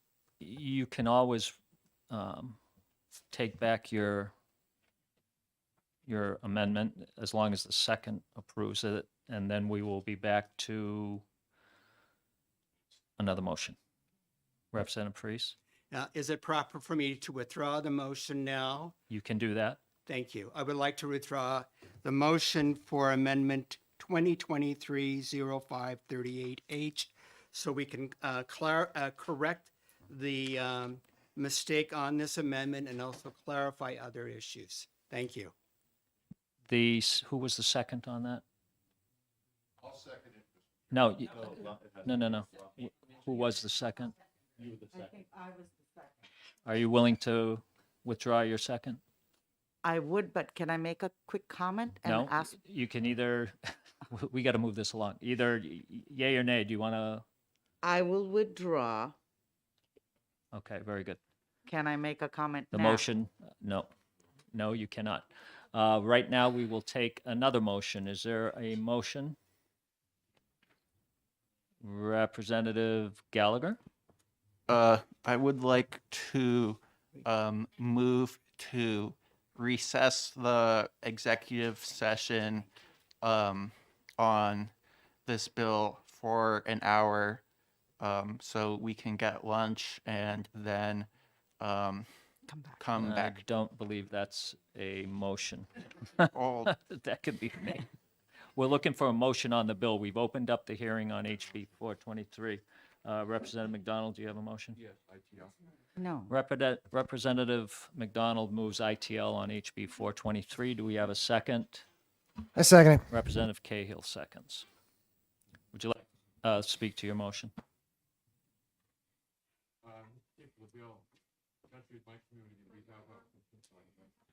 We have very limited water and sewer treatment, and this would probably cost my community to replace that plant probably $50 to $100 million to build a bigger plant to treat these new houses. We've got a master plan that spells out how many properties we can develop on. I think this would just hurt my community. Thank you. Further comments? Representative Hicks. Thank you, Mr. Chairman. This is a bill that I'm conflicted on. I want to support this bill. I have problems with this. I feel this is opening the gates to even more ADUs in the future. I don't know what people will do with those ADUs. I know in my neighborhood, there's great opposition to this, including a constituent in my own household. I disagree with that constituent because we need more housing desperately. But that said constituent also said, fine, then we will rent it out and help pay our mortgage. And that is not in the spirit of this, I don't believe. And she meant short-term rental. So as much as I want to support this, I don't think this is the right form of this bill. Thank you, Representative. Representative Yackello. Thank you for recognizing me. I disagree with Representative McDonald. We didn't have any amendment having to do with municipal water and sewer, so I believe those comments were irrelevant to the bill at hand. And I also, I believe that that there is a lot of, I believe that there is a lot of support for working on this by the fact that the chair of the housing committee is in attendance right now, and the sponsor of the bill is in attendance, rushing to go get amendments, even as far as today.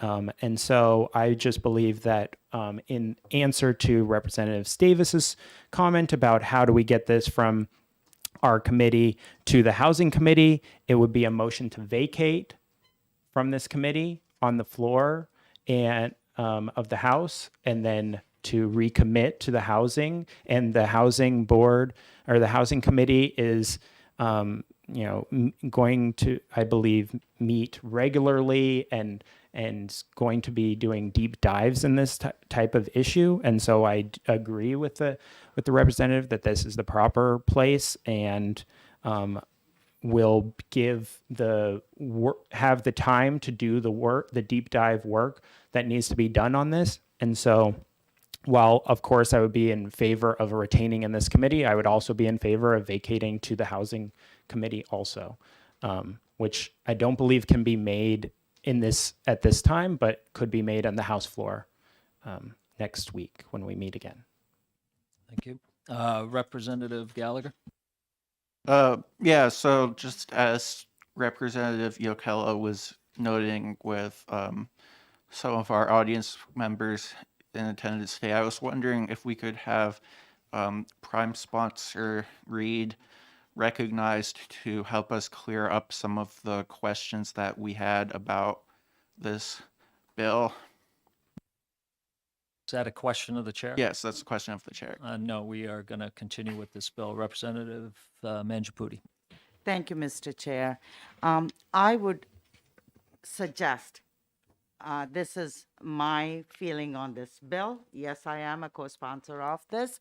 And if instead of ITLing, if you're not willing to do it right here in the committee, send it to the floor as ought to pass and bring a floor amendment and then vacate it to wherever it needs to go. If we are not willing to do that right here in our committee, at least give this chance, because this is a very important tool that we need to increase the housing. And if that is agreeable, there's enough support if we can, instead of belaboring here and retaining it, move it forward. Thank you. Representative Guthrie. Thank you, Mr. Chairman. I would suggest that the Housing Committee has eyes and ears, and it's not necessarily to vacate. We just take action on this, whether we want to retain it or ITL it.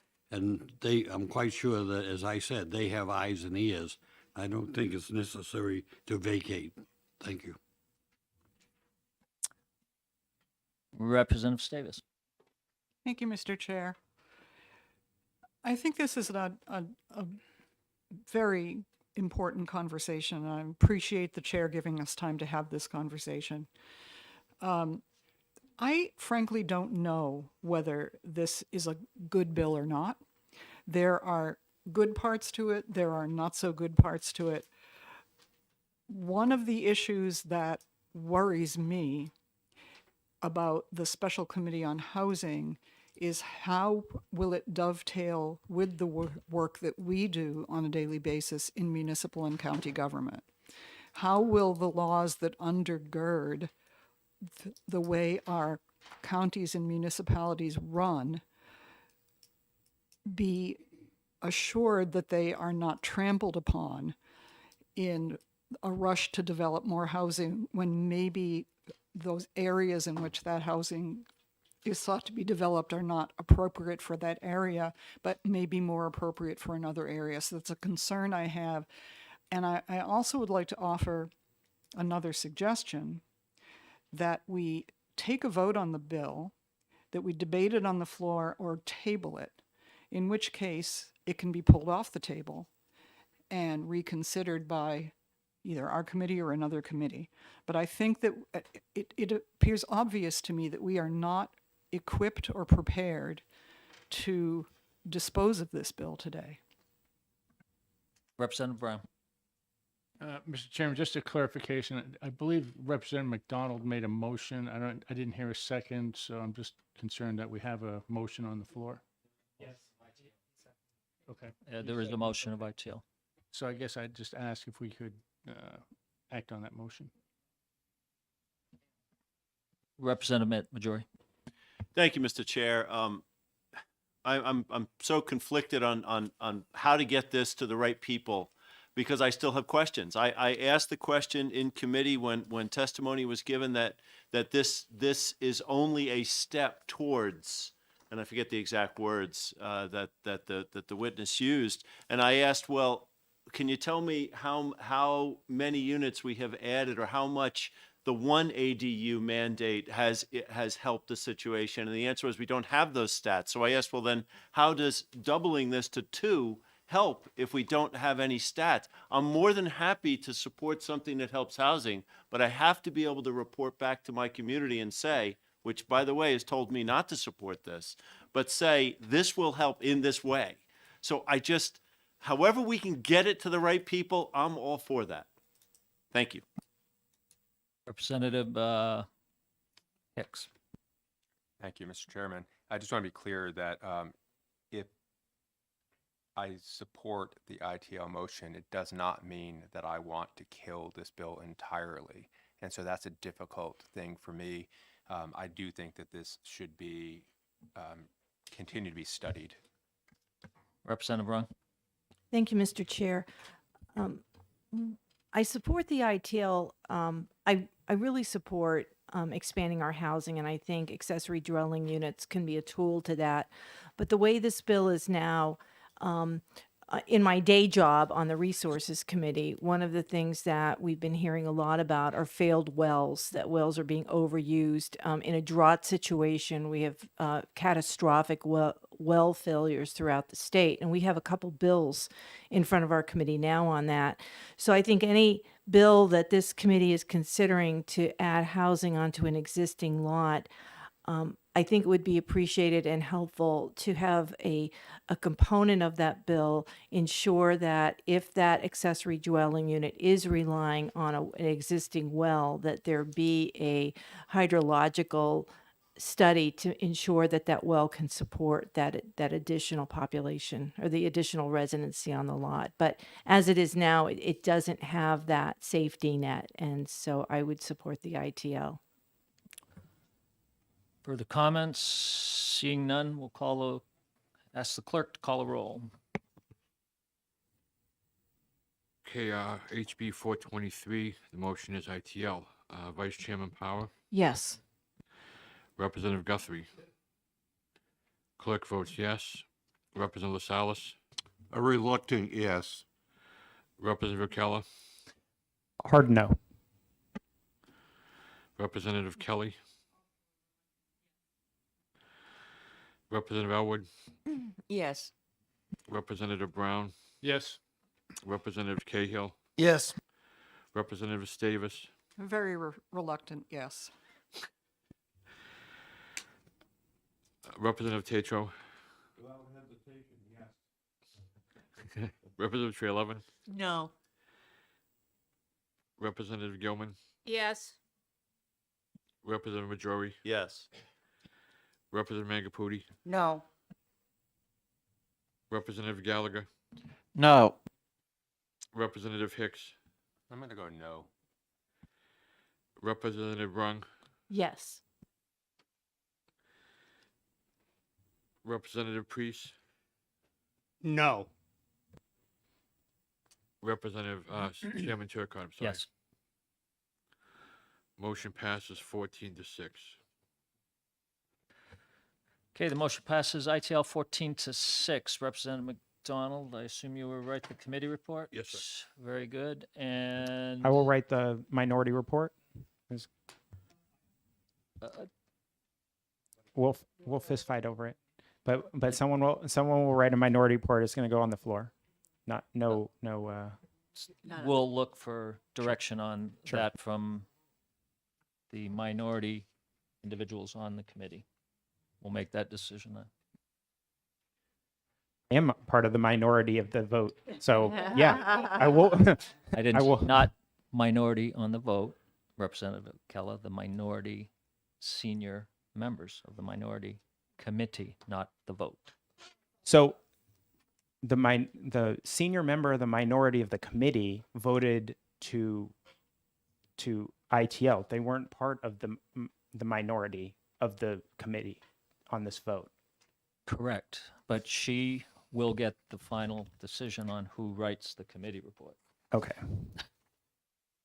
If that's you, that's fine, but Representative I don't, Davis, I just, that's fine.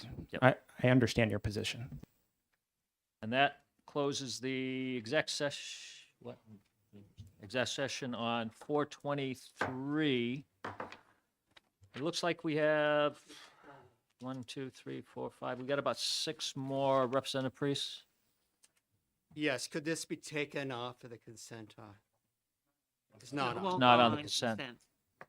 I assumed it wouldn't go on the consent calendar. So, yeah.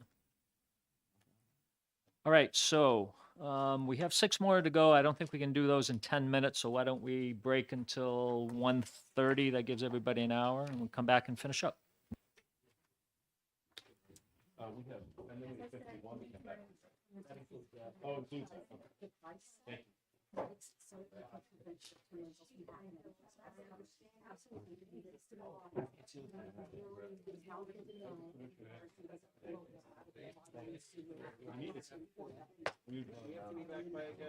One thirty.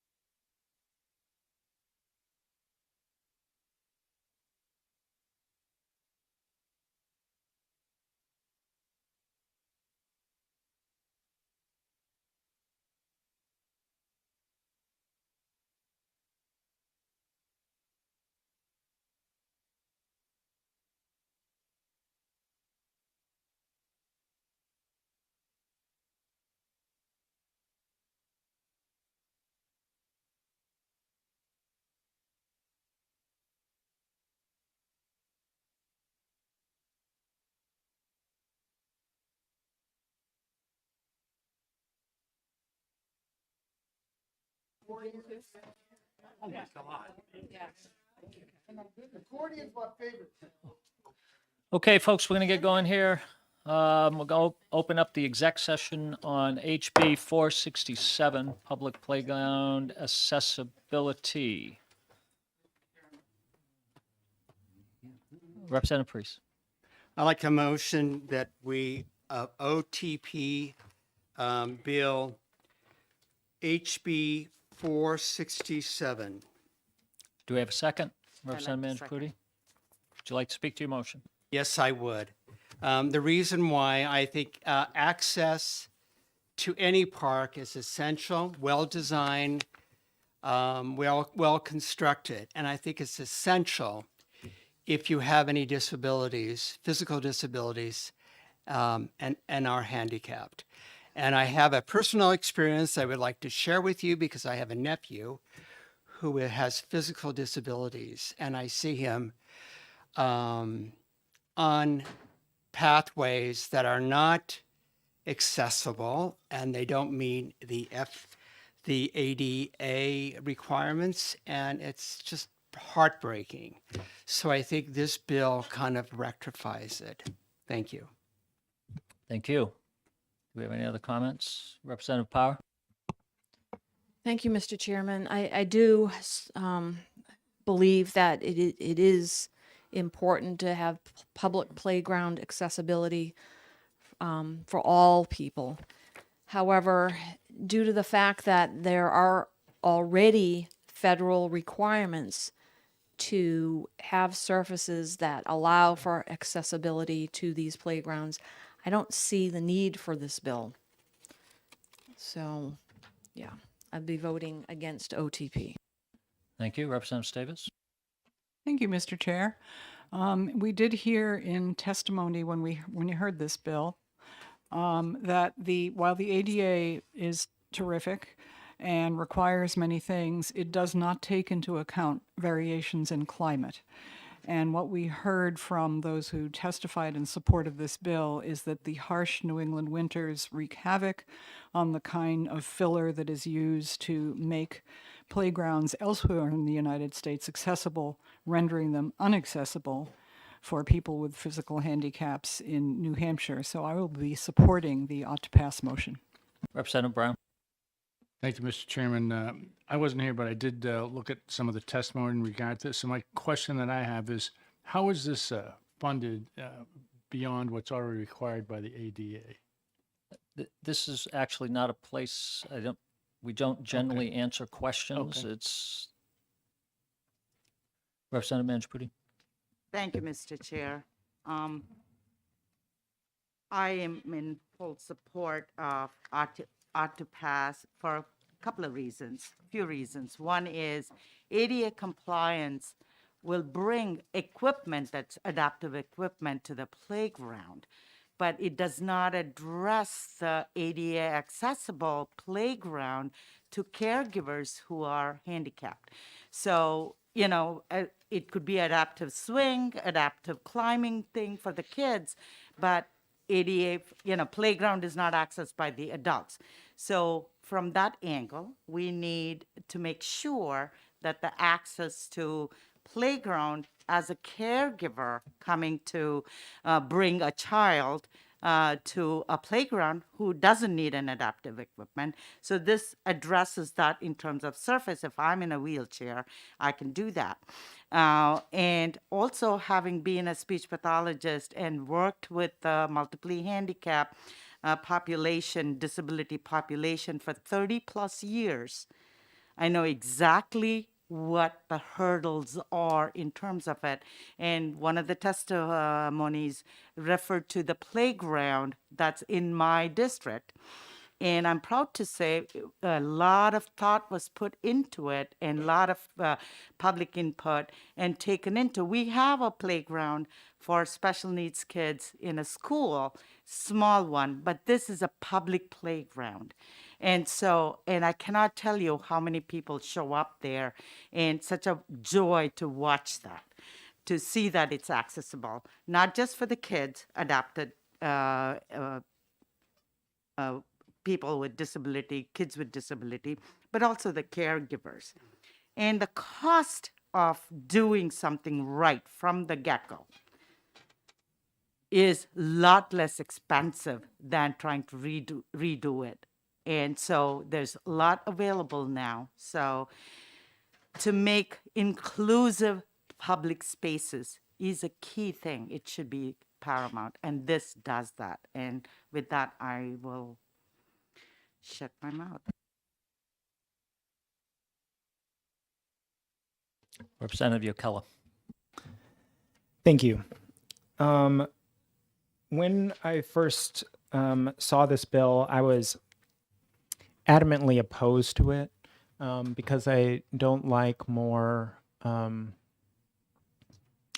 restrictions and guidelines, and just like seems like trying to make everything more complicated. But in the testimony, we heard that there was a municipality that put a park on a warrant article and was voted on by the town for X dollars to make some park.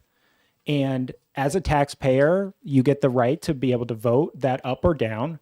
And a lot of that amount is based on some engineers or designers' estimate of what is lawful and allowed to be put down there, and oftentimes probably going to be low cost. You're going to go with the lowest bidder, likely, and to save the taxpayers' money, but allow the children to have this playground. And then and these places are able to bid on some surface which is technically compliant, but only compliant if it essentially when it is first installed, and then soon as someone goes on and plays on it is no longer compliant with the ADA. And to bring it in compliance would require essentially full-time staff to go out and make sure the area is flat. And to avoid that, they are going back to the voters and saying, hey, you passed this warrant article for X dollars, but now we need Y more dollars, either for the staff to make it accessible full-time, or to redo what was done to make it accessible all the time without having to hire more staff. And the person came and said that it cost $500,000 more, or any amount of money more, when the taxpayer agreed to X price. They didn't agree to X plus Y price. And I think that is like a hidden cost that is going to be forced on to that taxpayer to make them compliant with the ADA. And so I think that in the effort to try and ensure that our taxes aren't like we know what we're getting into when we're voting on the warrant article, it's best that the warrant article be for a project that will stay compliant. And I think that, so for those reasons, I think that this, even though it's a rare occurrence, it's an occurrence that essentially ties the taxpayers to paying more money. And so I'm not in favor of that. And so that's why I would be voting in favor of this bill. Thanks. Representative Treleaven. Thank you, Mr. Chair. I'm very much in favor of this bill because it was brought home to me during the testimony that, as Representative Manjaputi said, there might be adaptive equipment on the playground, but there's no way for a person using a wheelchair or other sorts of aids to get to that thing. And I've been doing some research, and my church is in Portsmouth, New Hampshire. We're downtown, and we've just installed, it's a walkway about as wide as a half of one of these tables, so about this wide, on each side of the church. And it's a mixture of crushed stone, and there's a base, and I'm waiting for a message back to tell me what the base is. It's permeable, it doesn't have to get raked every time they use it. The stone moves a little bit, but not in the way that Representative Yokella was talking about. We've had it for 6 months. It's pretty much in place. So I think there's things that are doable here in New Hampshire, not way high priced. And I know that Representative Gilman told me about mats. They have a rubber matting that they can put down and make the walkway accessible. They don't have to do the whole playground with that, but it makes us a firm surface. So I think there's a couple different ways to do it. And when I find out what the next step is, I'll let you all know. And I will be voting for the bill. Thank you.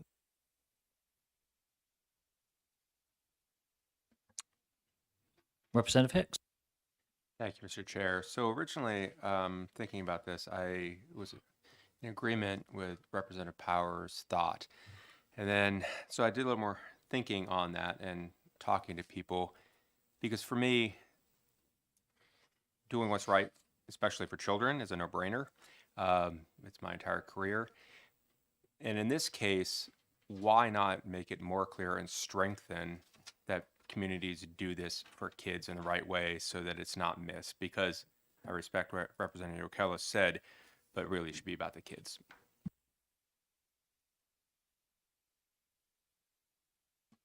Further comments? Representative Gilman.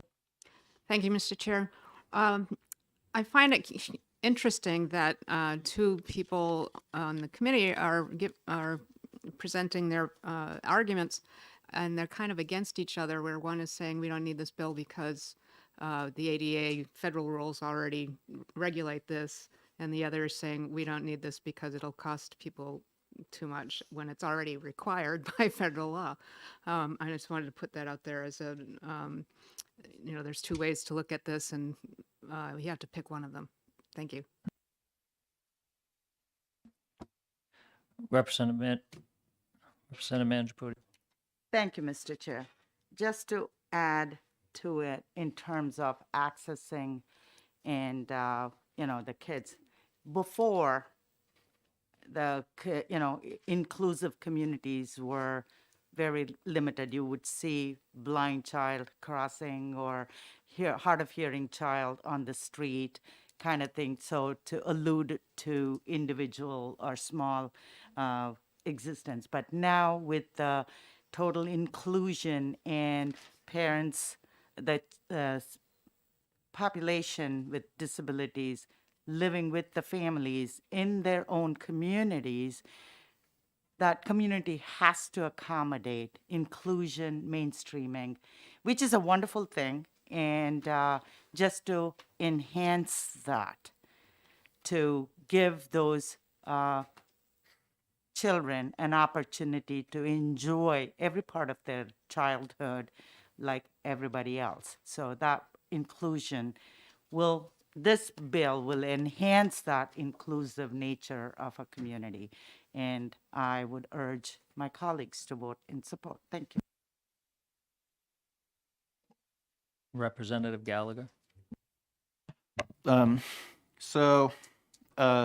was just looking back over my notes from the hearing, and one thing that caught my eye was the Municipal Association's testimony. Now, normally, the Municipal Association's testimony, I can predict it beforehand since they're pretty principled and make recommendations based on those principles. But in this case, it actually kind of caught me by surprise that they were in support of this, since it wouldn't be too great of a burden on towns. So I think that is something that is worth noting. If this really were going to be a burden, they would have said so. And because they do in fact say that about many other bills that come before us. So I think that shows that this is really going to do more good things than bad things. So I think we should support it. Further further comments? Seeing none, I'll make a couple. One of the issues that the vice chair brought up is that the ADA already has requirements for this. The bill itself talks about rubber matting or other types of surfaces. Let's be clear, there's nothing that prevents towns from implementing this onto their playgrounds as it is. There's nothing that prevents that from happening. The bill as written actually is an unfunded mandate. We heard testimony that it costs hundreds of thousands of dollars to put in, and then it was hundreds of thousands of dollars to go back and fix something that had been done improperly. To that specific item, I want to talk some of the testimony during the hearing. I got the impression that this bill they were asking for the legislature to put in the RSA's laws that would prevent the towns from doing harm to themselves, almost like they're expecting us to somehow protect the towns from themselves. When the towns are going to put in a playground or this type of matting for the access to the playground, they ought to be doing their due diligence to ensure that what's going in is correct, and not expecting the legislature to say, oh, protect us from ourselves by putting in a law that requires this and this. Again, there's nothing that prevents towns from doing what's in here now. The ADA already requires it, so I will be voting against the ought to pass motion. Representative Brown. Yes, thank you, Mr. Chairman. As a retired engineer, I used to specify products for facilities, buildings, outside landscape and all that type of thing. I just reviewed the bill again to make sure I had it right before I commented. But in this bill, it requires either rubber matting or some type of composite matting, as opposed to allowing concrete, pavers, or asphalt for access to these facilities. I just feel like I know when I built these facilities before, I very often entertained alternatives to what my initial specification was to save time or money. And I just feel that this bill is limited in that it says it requires rubber or composite materials to be used, as opposed to allowing paving or concrete paths or something like Representative Trevelyan said. Did I say that right? Sorry. Where she has a crushed stone with another material underneath it that provides adequate access. I'm all for providing adequate access for these playgrounds. I have a nephew that has MS and he has difficulty getting around as well. But I think that this bill, as it is, limits it. I'd be amenable to a bill that had alternatives to this, or allowed engineered materials to be used to allow reasonable access for this. So for that reason alone, I'm going to vote against the bill as it is. Thank you. Representative Davis. Thank you, Mr. Chair. I do note the bill does provide for alternative surfaces in its text, saying rubber composite surfacing or a similar resilient solid surface material. So I'm a little confused by that comment. I'm corrected. Thank you. Representative O'Kelley. Thank you. I wanted to comment on the statement about the unfunded mandate, which I think is a stretch at shoehorning the unfunded mandate into this, as all the playgrounds would be optional. And so no state is saying that you have to have, the state is not saying you have to have a playground and the playground needs to be this. We're saying if you build a playground, do this. And we do that with essentially everything. Like if you have a police department, you have to do this. We don't mandate that you have a police department in the state. It's not, because that's not an unfunded mandate. Right? We don't force people to have, fire departments. But if you have a fire department, you have to do this. Like those types of things are not an unfunded mandate because they're optional. Representative Priest. Thank you, Mr. Chairman. As most of you will know, I worked as an urban planner for 44 years. And one of the things I did was master plans, and park and recreation plans. And, your final goal was to have parks that were successful, that drew people, all people. And if the access to these parks are not there and people are not complying with the ADA requirements, then nobody uses it.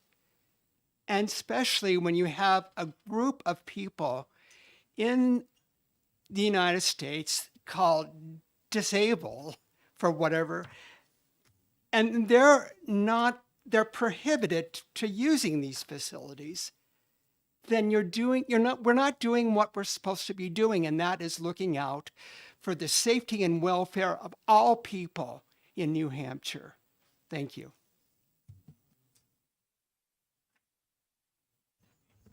Representative Gallagher. Yes, I'd just like to address the point raised about stopping towns from harming themselves. I think, yes, in general, that's a decent principle to abide by. Sounds awfully familiar or similar to John Stuart Mill's harm principle, but I don't think it's an applicable principle here, since the kids that are using these playgrounds are not the ones who are voting on whether to have them or not. So it's since they're two separate groups of people here, I don't think the whole harm to self relationship really applies here. So yeah, that's my response to that point. Further questions? Representative Brown, your mic's on. Do you have another one? No? Okay. Seeing no further comments, would the clerk call Lee roll, please? Bill 467, the motion is on to pass. Vice Chairman Power, No. Representative Guthrie. No. Clerk votes no. Representative Salas. No. Representative Yokela. Sorry. Yes. Yes. Representative Kelly. No. Representative Elwood. No. Representative Brown. No. Representative Cahill. No. Representative Stavis. Yes. Can you send that to me? Representative Tatro. Yeah. Representative Tree-Levin. Yes. Representative Gilman. Yes. Representative Majori. Yes. Representative Mangaputi. Yes. Representative Gallagher. Yes. Representative Hicks. Yes. Representative Priest. Yes. And the You chairman. missed one too. No.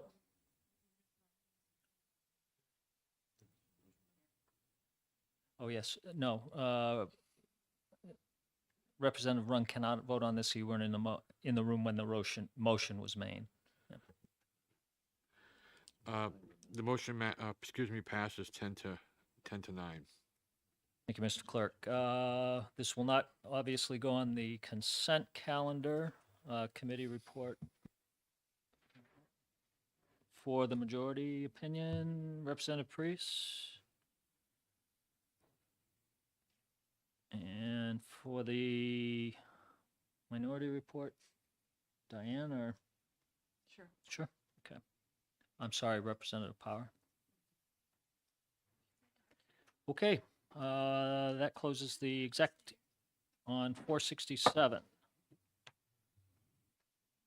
Okay, next we have exec session on HB 477, prohibiting municipal inspections of owner-occupied multifamily units. I have a motion.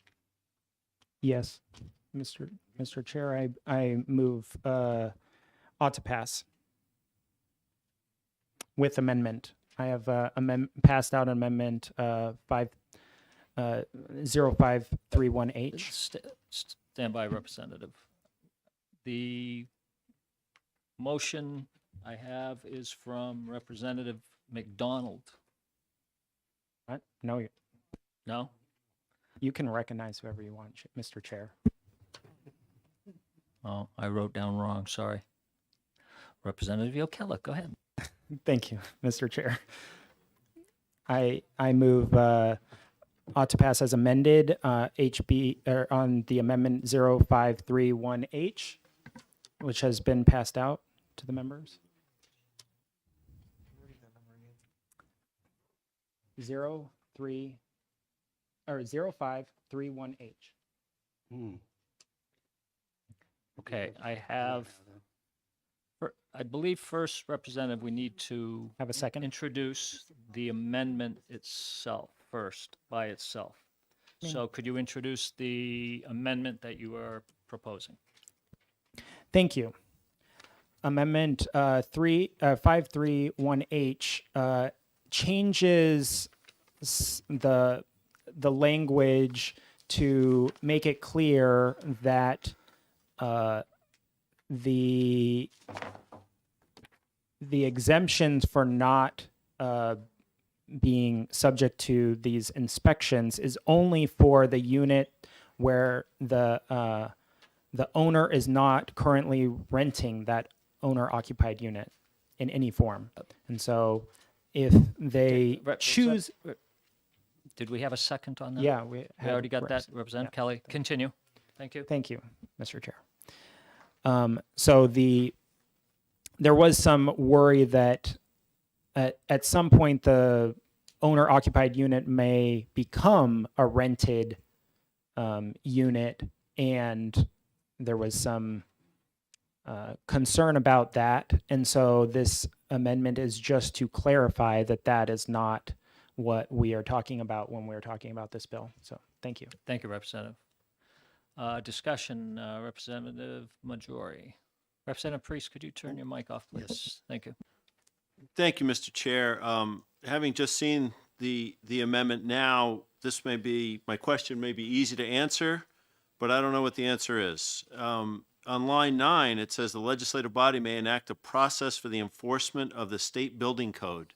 Can a local legislative body enact an enforcement of a state building code? Oh, that's the existing language? Okay, that's, thank you.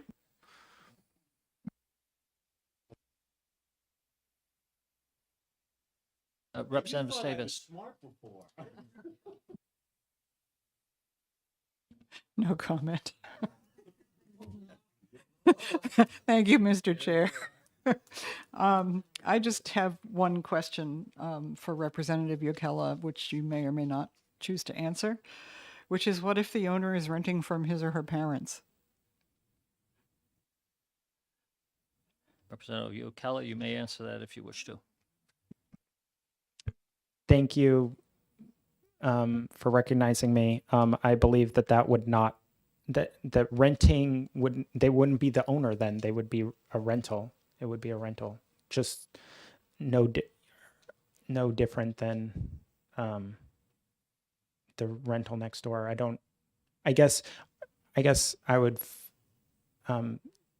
yeah, I think that it would count as a rental and wouldn't be covered by this exemption anymore.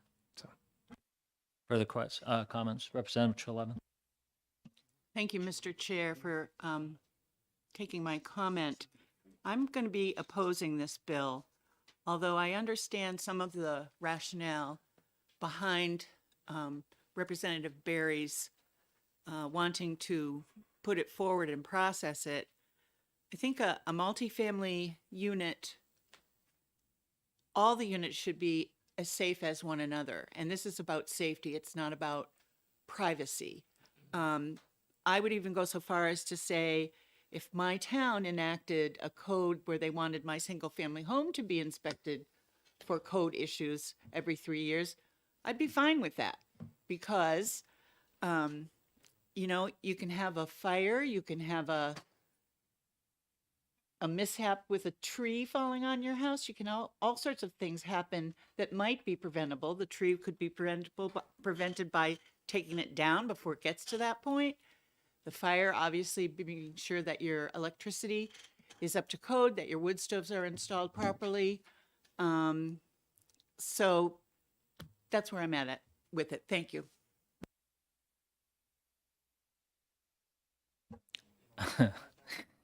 Further comment, Representative Hicks.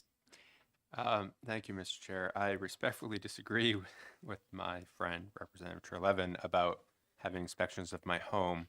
But here, the person is a landlord who is choosing to rent out a unit and make money on that unit, and there are already provisions for inspection. I don't understand, and from the testimony, it seemed to be, well, let's just say it's a choice to go that route instead of just have a private home. So I think there's a difference. Representative Gallagher. Speaking to the amendment specifically, I noticed that, well, it changes more than just the part that was mentioned about what the inspection applies to. I see it moves it to a completely different part of the RSAs, from 155 to 674, which I noticed just because it's like, hey, wait a second, what happened to this other section from the original legislation? I guess this is a question to Representative Yokela, if he wishes to answer, as to why that part is included in the amendment. Representative Yokela, you may or may not answer the question. I can't answer because I didn't understand the question, so I'm not in a position to. Representative Majori. Well, it's the same question. What the original bill wanted to thank you, Mr. Chair. The original bill wanted to amend 155-A7 Roman 3. This new amendment wants to amend 674-51 Roman I. So I'm trying to catch up, and I remember hearing on the floor the other day, if we don't understand, then we should vote no. And right now, I don't know that I understand what the difference is. And so I apologize that I didn't ask a question, but I'm with you, Representative Gallagher, that I'm just a little confused. Representative Yokela. Sure, thank you. Thank you for clarifying the question. It is my understanding that it was moved because the inspectors did not want it in the section on the building code. They wanted it, and so it's to appease the some stakeholders, the placement. Thank you. Representative Davis. Thank you, Mr. Chair. I have a grammatical comment on the amendment and also a procedural question for the committee. If we have a bill before us that amends a given existing statute, and we are given an amendment that amends a different statute, is that proper? And my comment on the grammar is in line 16 going to line 17, it says, relating to permitting the unit for renting without the owner's consent. I have no idea what that means.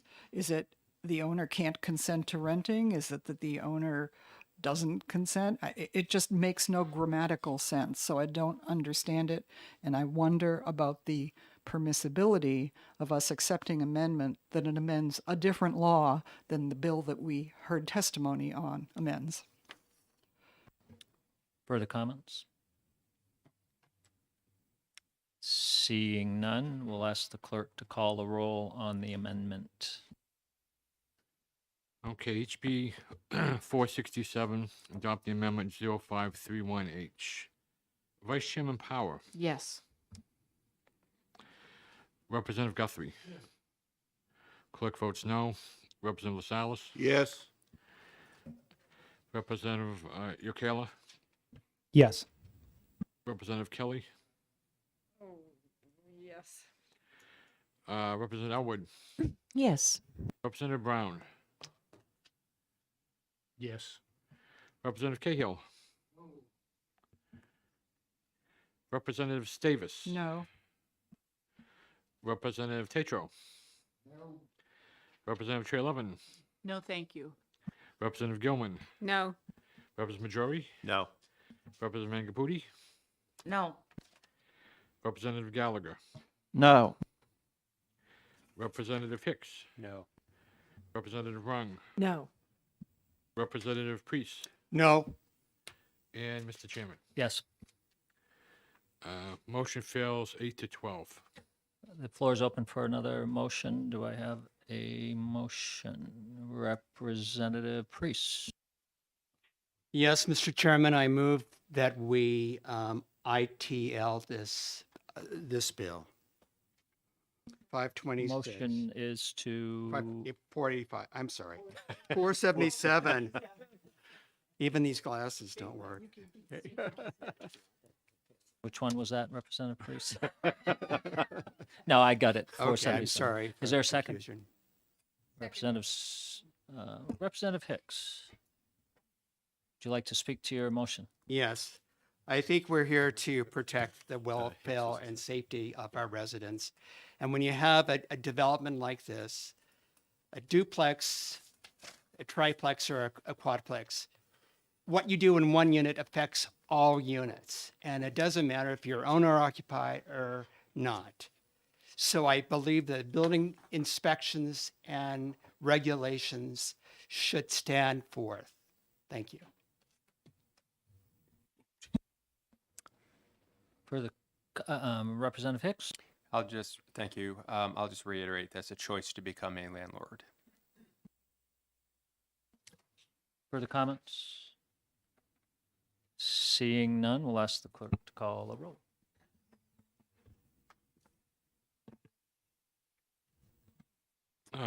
HB 477, motion is ITL. Vice Chairman Power, No. Representative Guthrie. Clerk votes yes. Representative LaSalle, No. Representative Yokela, No. Representative Kelly, No. Representative Elwood, No. Representative Brown, No. Representative Cahill, Yes. Representative Stavis, Yes. Representative Tatro, Representative Trey Levin, Yes. Representative Gilman, Yes. Representative Majori, Yes. Representative Magdapudi, Yes. Representative Gallagher, Yes. Representative Hicks, Yes. Representative Rung, Yes. Representative Priest, Yes. and Mr. Chairman. No. Motion passes 12-8. Okay, 12-8, I assume this will not go on the consent calendar for the majority report. Representative Priest? And for the minority report, I'm fine to do it, yeah. Representative Yokela. Okay, that closes the execs on 477. We'll open up the executive session on HB 485. And I look to Representative Yokela. Thank you. I motion to ITL, HB 485. Thank you. Do we have a second? Representative Brown? I second it, Mr. Chairman. Thank you, Representative. Would you like to speak to your motion, Representative Yokela? Thank you. As I just want to start by addressing the testimony that we have received from the New Hampshire Sheriff's Association today opposing this bill. They believe that while they're in favor of more training, they the training requirement would be extensive, and essentially would be an unfunded mandate to them to spend money on this when their budgets are already tight, and that they feel that their current supportive role to municipalities is appropriate. I also think that the sponsor really should have considered addressing that 91 or the 28A issue by assigning this to the state level. And that would have been, I think, more receptive, at least from my perspective, I would have been more receptive to that proposal. And the fact that there is such a small amount of these cases is another reason why the state level operation and training seems to make sense instead of the county level. So for all those reasons, I think that ITL is the proper motion. Thank you. Representative Davis. It could be a small amount of these cases because the reporting is so spotty. So I will be, sorry, did you make a motion to ITL? I will not be supporting the motion to ITL because I believe that unreported or uncoordinated responses to animal cruelty, other than cruelty to horses, is not addressed adequately in our state. Representative Elward. Thank you, Mr. Chairman. I don't think this bill really goes far enough in speaking to reporting. There's no requirements to report, say, to a repository maintained by the state vet, let's say. And so it's a feel-good bill to me. And unless it serves a further purpose to coordinate these cases, I'm going to be voting ITL. Thank you, Representative. Representative Gallagher. So I'd just like to note that the prime sponsor included an amendment when she presented her bill. However, I think the current motion is on the bill as unamended, correct? So, yeah, I would like a chance to discuss the amendment. So I will be opposing the motion of ITL so that another motion may be made. I saw Representative Kelly's hand up. No? That's Representative Kelly, yes.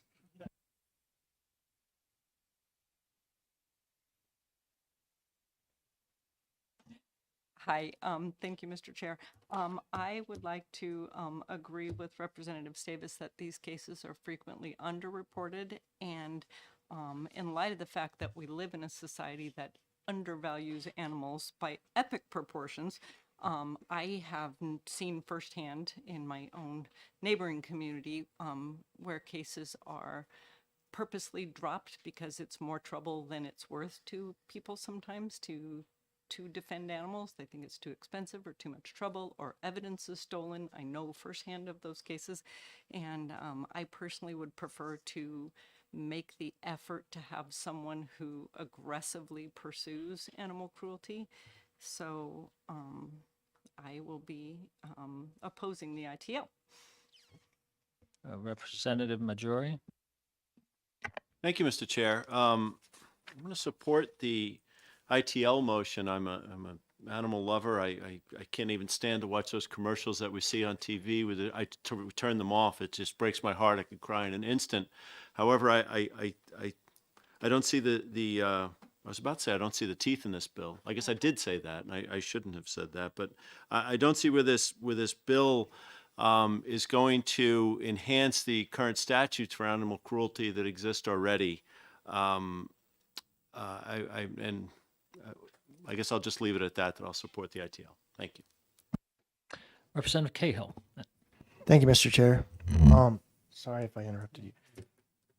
So a number of years ago, I took in a stray cat on my doorstep that had been shot about 13 years ago. And I reported it, and nothing was done about it. And I had the cat for a long time until he passed away. And when he passed away, I had to go to a vet, and some questions came up. And then I had sheriffs asking questions like 13 years later after I had filed out a police report about the cat being shot. So while I love animals, I don't trust this organization to follow through and do anything about it. And I would agree with Mr. Yokella possibly on the state agency being in charge of it. Representative down the end, please. Thank you, Mr. Chairman. I don't think this is a heavy lift on our county sheriffs for something that has been for so long ignored and just swept away. And having grown up and raised horses, nothing is, more cruel than to see horses mistreated and having no avenue around to report this. Thank you. Representative Brown. Thank you, Mr. Chairman. As you know, the High Sheriff from Carroll County submitted a letter of testimony indicating that he didn't feel it was necessary. I've had 11 years working with the police in the town of Moultonborough.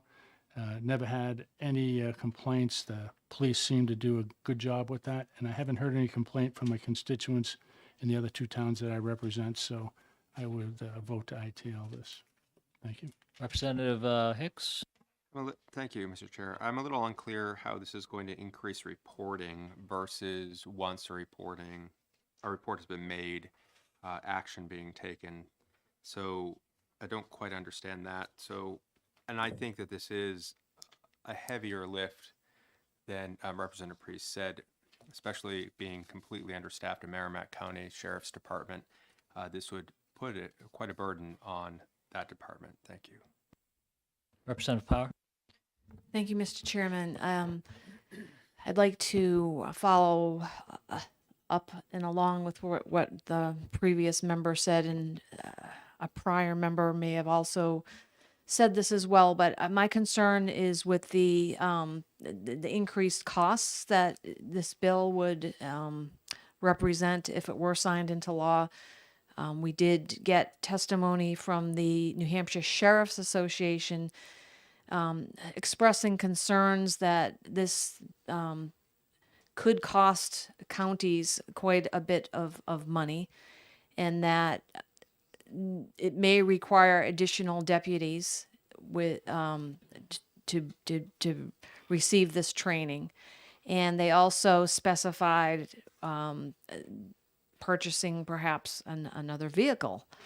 And they also indicated in their letter of testimony supporting ITL that training requirements could include the possibility of the sheriff's deputy having to attend an academy to become a certified law enforcement officer. So for those reasons, I have concern with cost associated with this. So I will be supporting ITL. Representative Mangiapudi. Thank you, Mr. Chair. From my notes from the public hearing, New Hampshire Sheriff's Association lobbyist or representative had no position on this. And also the training question came up, and I don't recall who did that, but currently the training in the police academy exists. It's just added to the deputy, because currently only the deputies can take a complaint or report a complaint or investigate. If it is the officer below the deputy, cannot do that. And considering that animals are voiceless creatures, and unless we human advocate for them, they can't advocate for themselves. And so from that, but last but not the least, our colleague who left us last year, who was a strong advocate of animal protection, Representative Rogers, would be smiling down to say, we did what is right for the animals. So with all that, I will be voting against ITL, and I will do aye. Further comments? Seeing none, we'll ask the clerk to call the roll. HB 485, the motion is ITL. Vice Chairman Power, Yes. Representative Guthrie. Clerk votes yes. Representative Lasalas, Yes. Representative Keller, Yes. Representative Kelly. Representative Elwood, Yes. Representative Brown, Yes. Representative Cahill. Representative Davis, No. Representative Tatro, No. Representative Trelevin, No. Representative Gilman, No. Representative Majori, No. Representative Mangaputi, Absolute no. Representative Gallagher, No. Representative Hicks, Yes. Representative Rung, Yes. Representative Priest, No. and Mr. Chairman. Yes. Motion passes 11 to 9. Thank you, Mr. Clerk. Assuming this will go on to the regular calendar, Representative Yokella, committee report for the majority. And for the minority, Me? Representative Manchaputi raised her hand down there.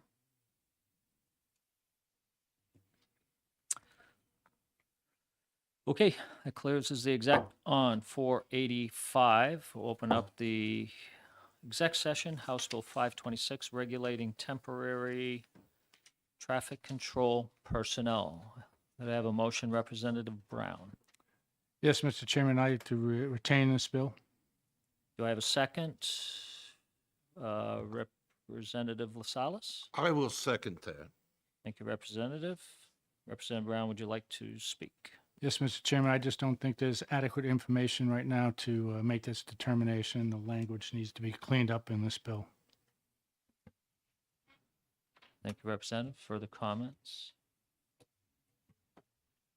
Representative Lasalas? We have an issue right now with staffing and filling all the open positions that we have for police. You might think, well, if we do this bill, then that would relieve some of the duties of the police and free them up. But testimony that we got and individual feedback that I got was that this would be seen by police departments as a negative morale booster. So with respect to what's happening right now with police departments, I think the timing on this bill is wrong. So I will be supporting the retain. I'm all for saving money, and I think there certainly are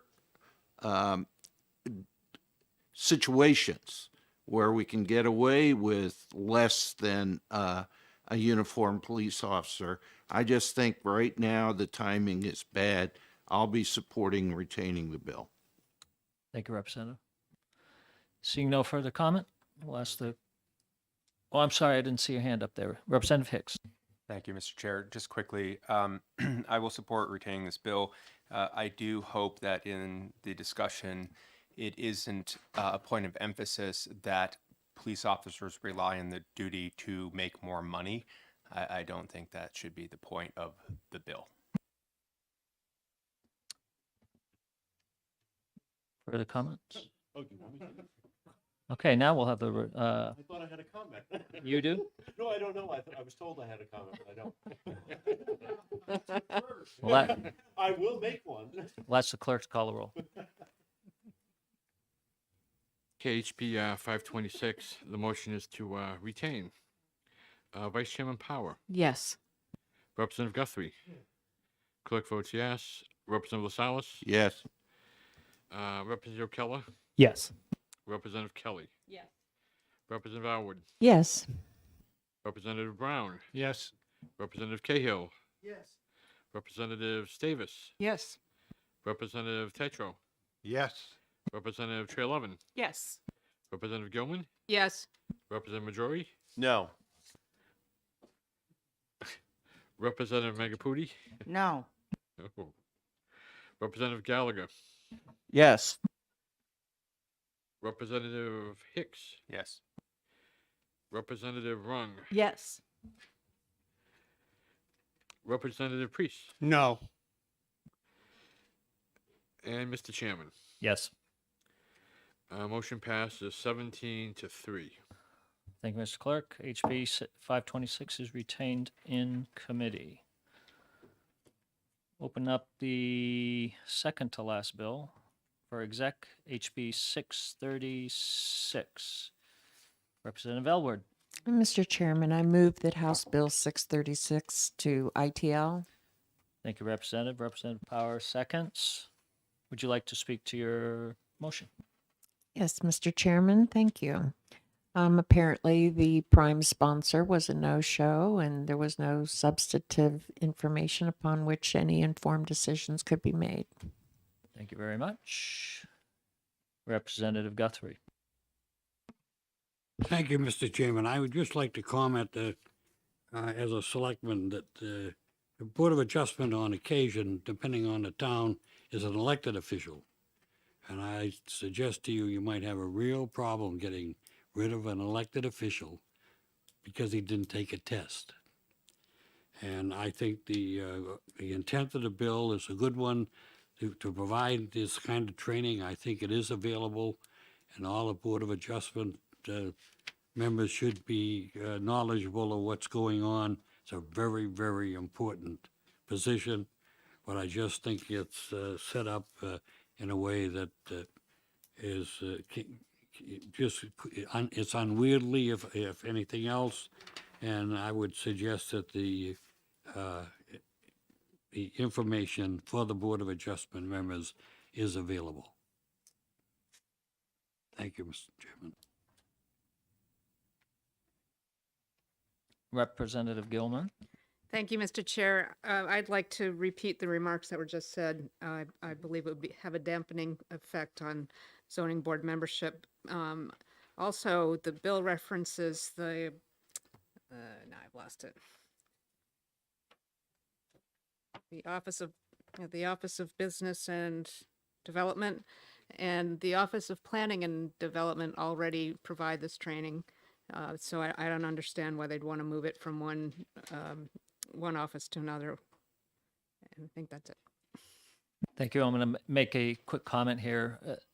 As a general rule, we in the committee believe that if a individual sponsor cannot attend his own bill, that we will normally send that bill to the dust heaps.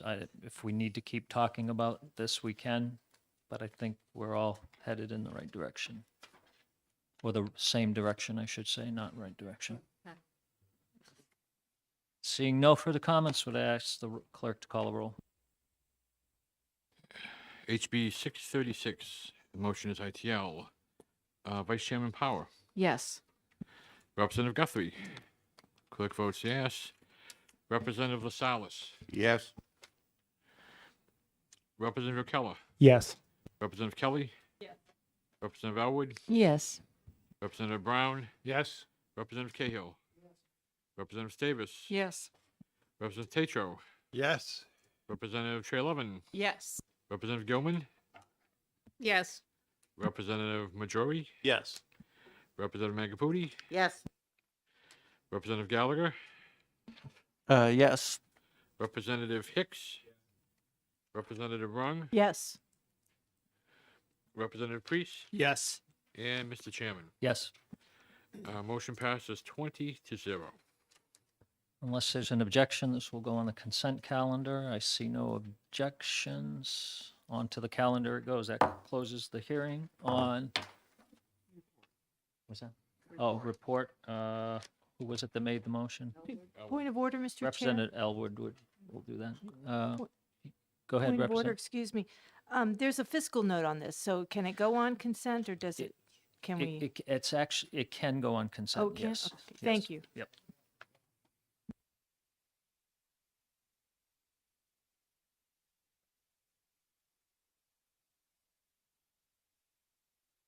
And if for some reason it goes through and they say it can't, we'll make it. We only had one bill that's going to a technically second committee.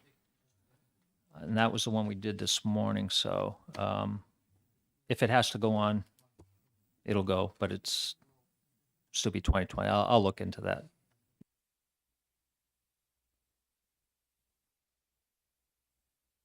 Sorry, closes the hearing on 6:36.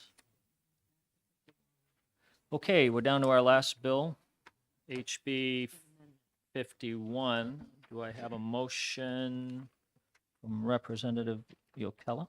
Yes, thank you, Mr. Chair. I would like to move Amendment 0399H for HB 51. Do I have a second? Representative Power seconds. Would you like to speak to your amendment?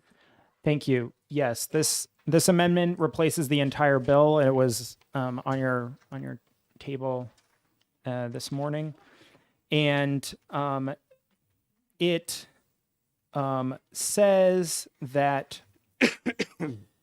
instead of having a warrant article being required for these for each lobbying firm, that that the associations that members are town, school districts, or local public officials, those associations shall have membership fees and lobbying fees be separately stated, and the lobbying fee be an optional fee and not contingent on their membership, or the membership not be contingent on that paying of that lobbying fee.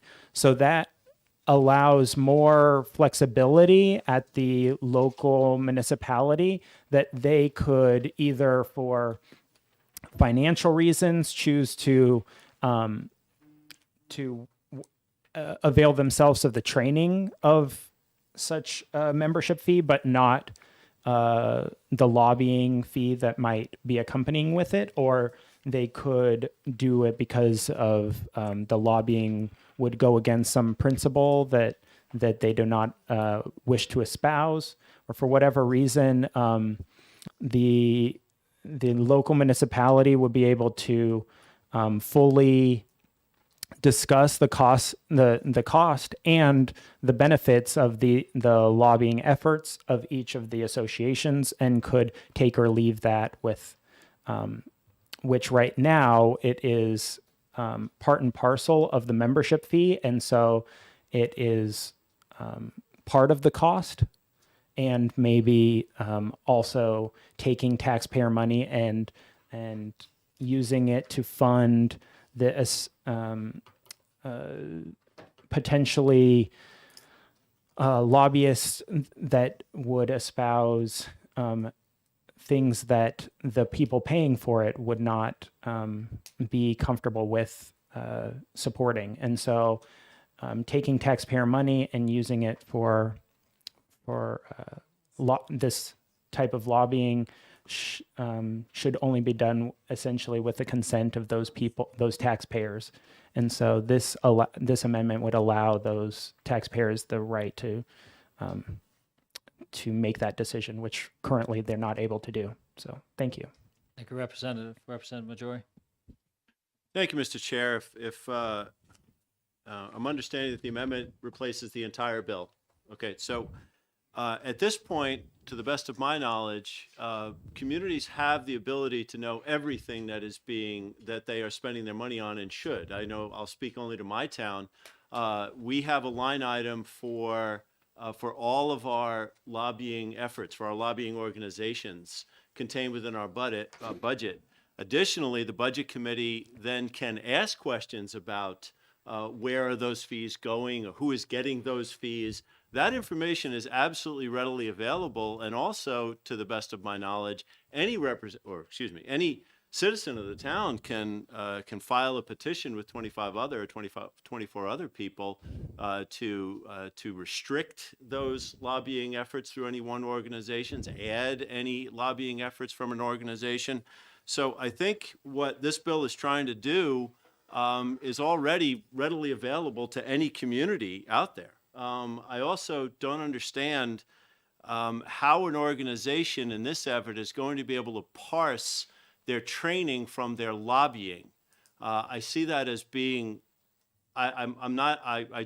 maybe it's just not a mature thought yet, but I can't understand how an organization that's going to give a training on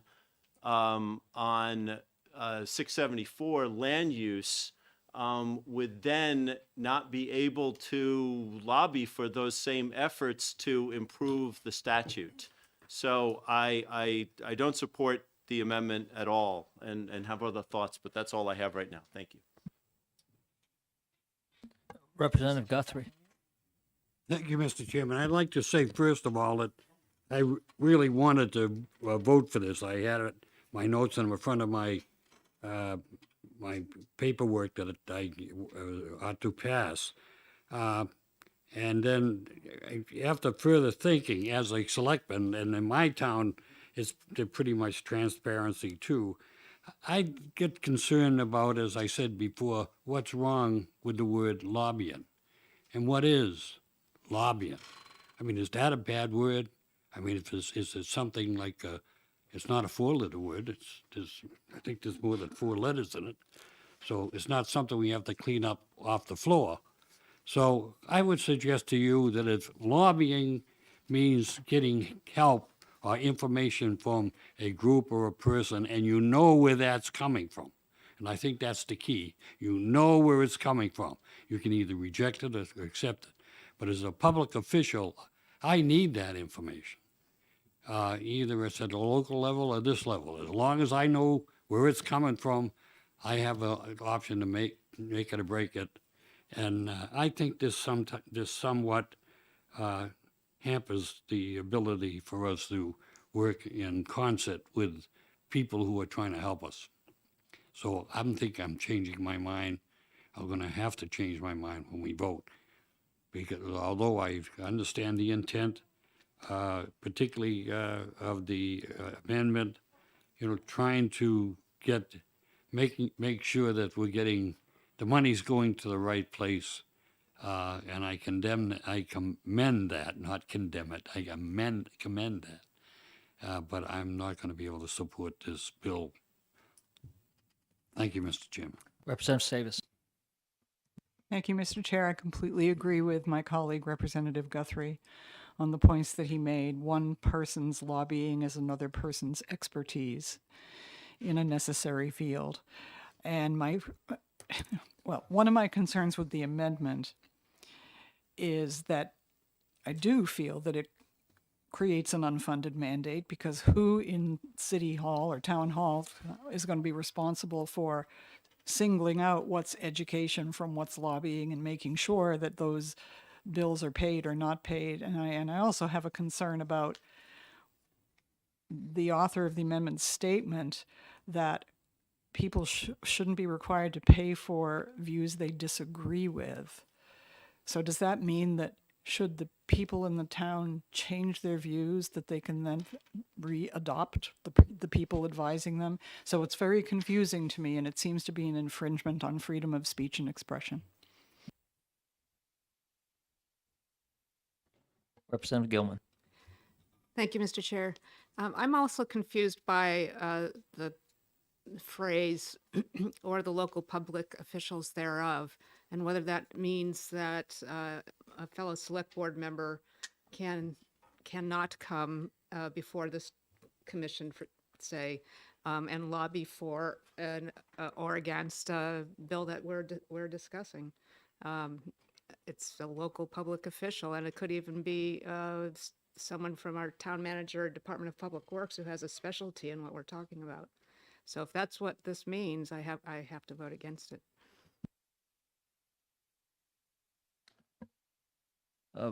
Representative Ron? Yeah, thank you, Mr. Chair. When I was on municipal and county government last term, this bill or something similar came forward. And it's really unworkable at the local level. And I echo what Representative Guthrie had said. But in my situation, in our local school board chairman a few years ago was on the board for the New Hampshire School Boards Association. So it's not as though these associations are isolated. They're member organizations. So people that are on these boards and boards of selectmen, school board, whatever, they're actually part of this association. So I don't really know how you can delineate discussions of those members who may sit on those boards from what is just informative, educational to what is lobbying. There is such a big gray area. I think this would create such an undue and unnecessary burden on our local municipalities. So I'm going to vote for the ITL or vote against the ought to pass. Representative LaSalle. I'm sorry, the amendment. I'll be voting against it. Thank you. Thank you, Mr. Chairman. I currently sit as a selectman, and I previously served for 3 terms as a school board member in my town of Litchfield. As a school board member, there were times when I felt that the School Boards Association had an agenda, which was an agenda that was completely against what I, as a school board member, had, and it was against what the overwhelming majority of the people who had elected me as a school board member, that they were pushing something else, and they feel that because the school board, and there are people who feel that because the school board association has a particular feeling about something, that has instant credibility. And I always felt that that was a stab in my back. Now, I'm currently a selectman. There's hardly a meeting that goes by when the selectman or the town administrator doesn't say, well, we need to talk to the municipal association. And they perform a valuable service. And when a member of the municipal association comes and speaks to us here, I don't feel that they are lobbying. Even if they were lobbying, I can tell them to go jump off a cliff.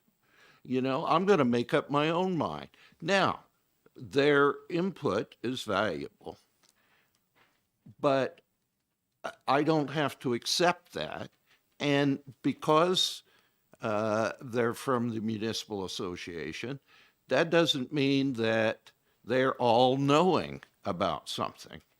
Now, I do have to say that I disagree, or I'm sorry, I agree with my fellow committee members that I don't see how this would work. I really don't. As much as I dislike paying for, when I was on the school board, as much as I dislike paying for the school board association dues, I just don't see how you can break that out into lobbying or information, because as my respected compatriot Representative Stavis said, one person's lobbying is another person's information. So I just don't feel that it would work. And I'm going to be in trouble here because my running mate there, Representative Bohm, this is a dream that he's had for years. So, but I have to say that I just don't feel that this can work. Representative Power. Thank you, Mr. Chairman. So I see this bill as well as this amendment, and what it's doing is it's dividing the function. Right now, municipalities and school districts, they pay a fee for a service. And that service is it's a combined service. It's training, it's information. It could be legal services, if you will, opinions, and then it's the lobbying piece of it. That this funding goes to those purposes with respect to these organizations. And to me, lobbying is when the employees of these organizations come here to Concord and sit at the witness table, and they're wearing orange tags because they're lobbyists. They have to register with the Secretary of State. So let's be very clear about that. And to me, what this is allowing at the local level an a la carte, I guess, services, if you will. If locally a school board or a municipality wants to have these services, that they can pay for them, or they can do one or either or both, and it just separates it out. So that's how I see it. Representative Gallagher. To the points that Representatives Gonzalez, Guthrie, and Davis were raising about the difficulty or the fine line between distinguishing between providing information versus lobbying, where it's sometimes hard to tell. I'd just like to say I do kind of share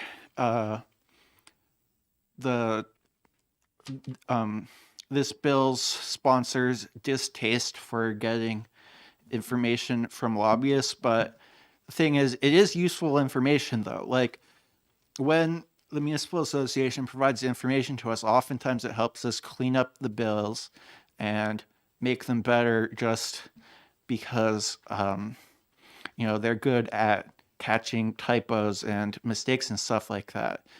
Now, if we wanted to have another way of doing this, like perhaps by funding OLS better so that they can hire more drafting attorneys to catch mistakes for us, then maybe we wouldn't need the Municipal Association as much.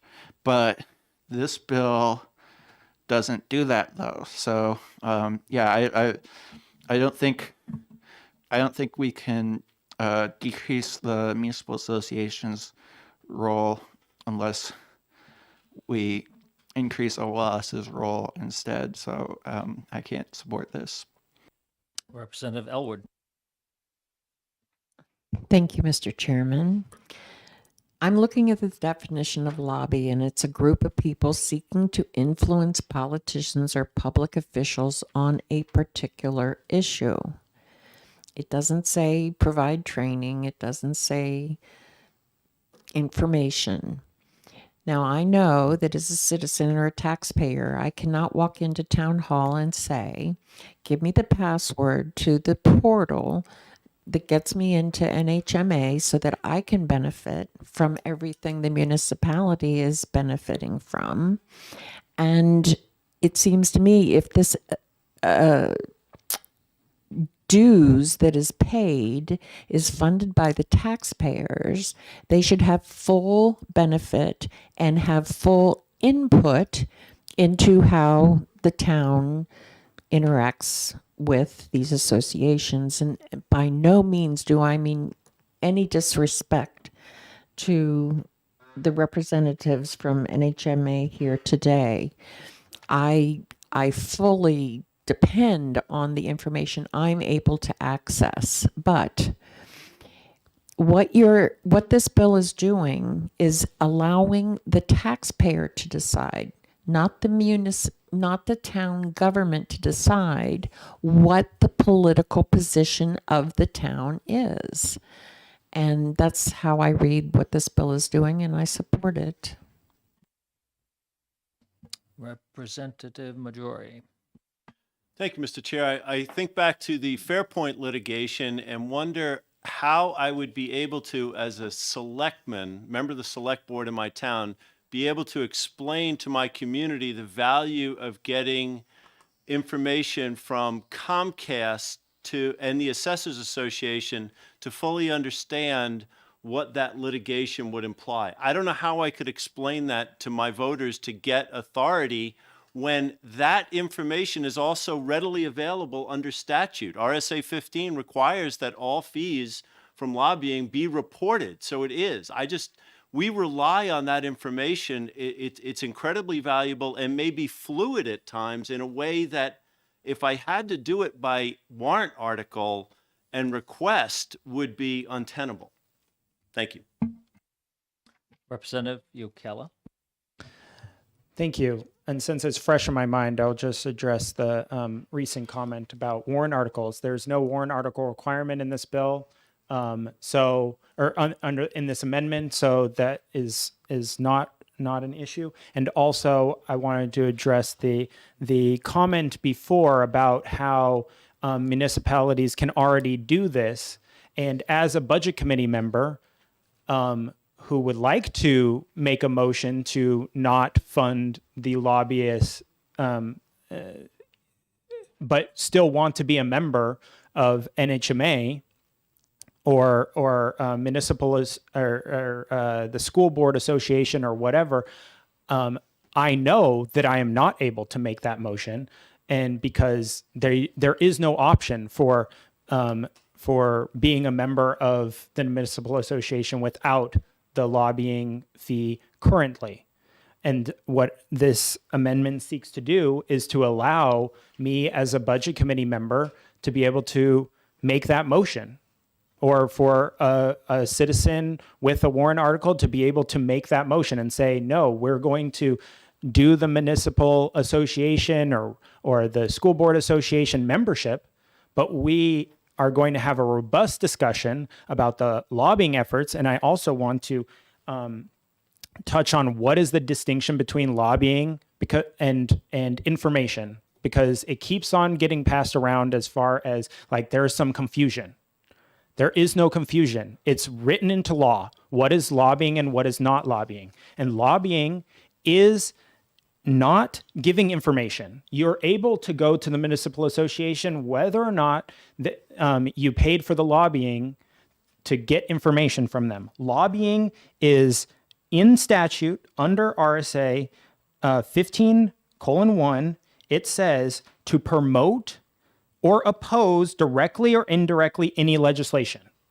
So if you asked any of these associations a question about not saying whether they oppose or for the bill, but trying to gather information, that is not lobbying. Lobbying is when they say this bill should die or this bill should be passed. That is what is lobbying. And to Representative Gilman's question about people, if a selectman or any other person in the town, in the local officials would be able to quote lobby at the State House, this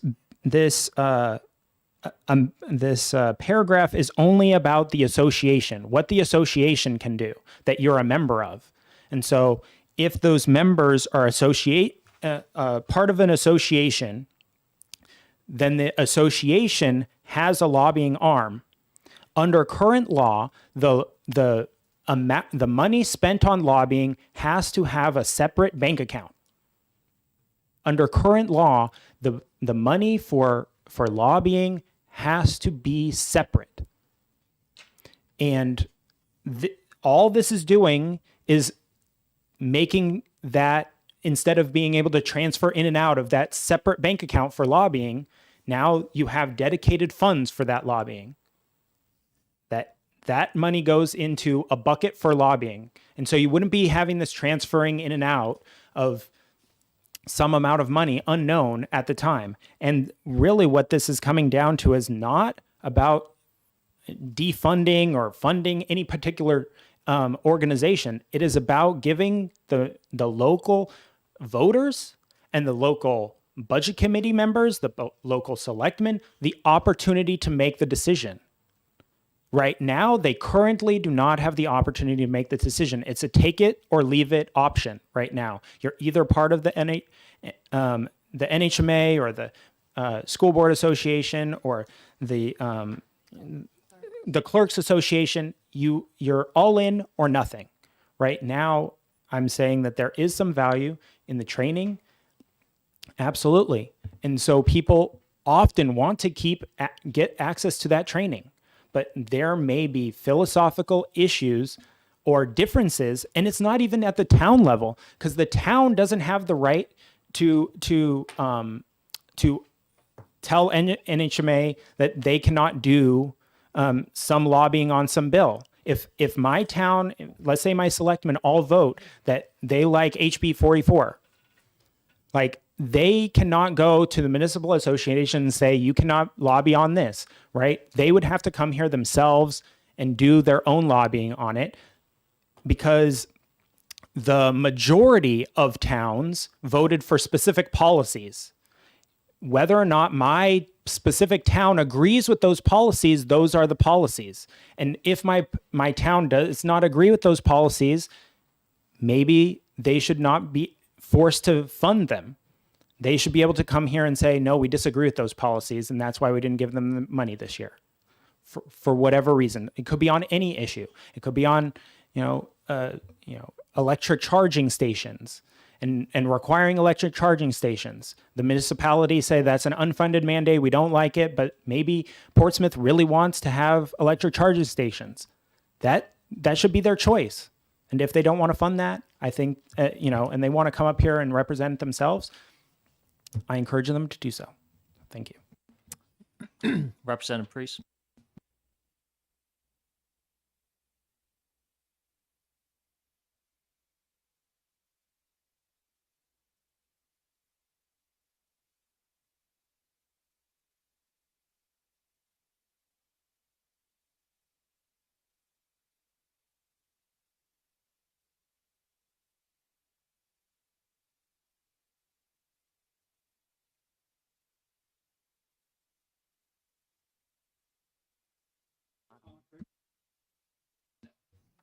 Sorry. Thank you. And so thank God that the New Hampshire Municipal Association was there, because it gave them the voice. They gave them the voice to the legislature on matters that concerned all cities and towns. And besides that, all of the great education and information that they have. So I will be opposing this amendment and opposing this bill. Thank you. Did I see Representative Brown's hand up before? Mr. Chairman, thank you for recognizing me. I did want to agree with Representative LaSalle on a number of points. I was a school board member as well and felt that I was well trained by the School Board Association when I initially became a school board member, but I also felt that I was being lobbied for positions that I didn't necessarily hold, or the people in my town. But also, I've seen the New Hampshire Municipal Association, which covers a broad range of topics. When I first came on this committee, I was like, holy cow, they really cover the whole topic. And since I've been here, they seem to represent themselves as far as providers of information, not necessarily lobbyists. But I also wanted to point out to the committee members that every job that I've ever had in my life, I was able to track how many hours I did on one part of my job, And another part of my job, when I was a project manager, I tracked the hours for each project that I managed. And lawyers do that. Most professional organizations track their hours and assign them to particular projects. So I'd say it is doable as far as tracking your costs and splitting those costs up. But it does take some additional work. That's all I have to say. Thank you.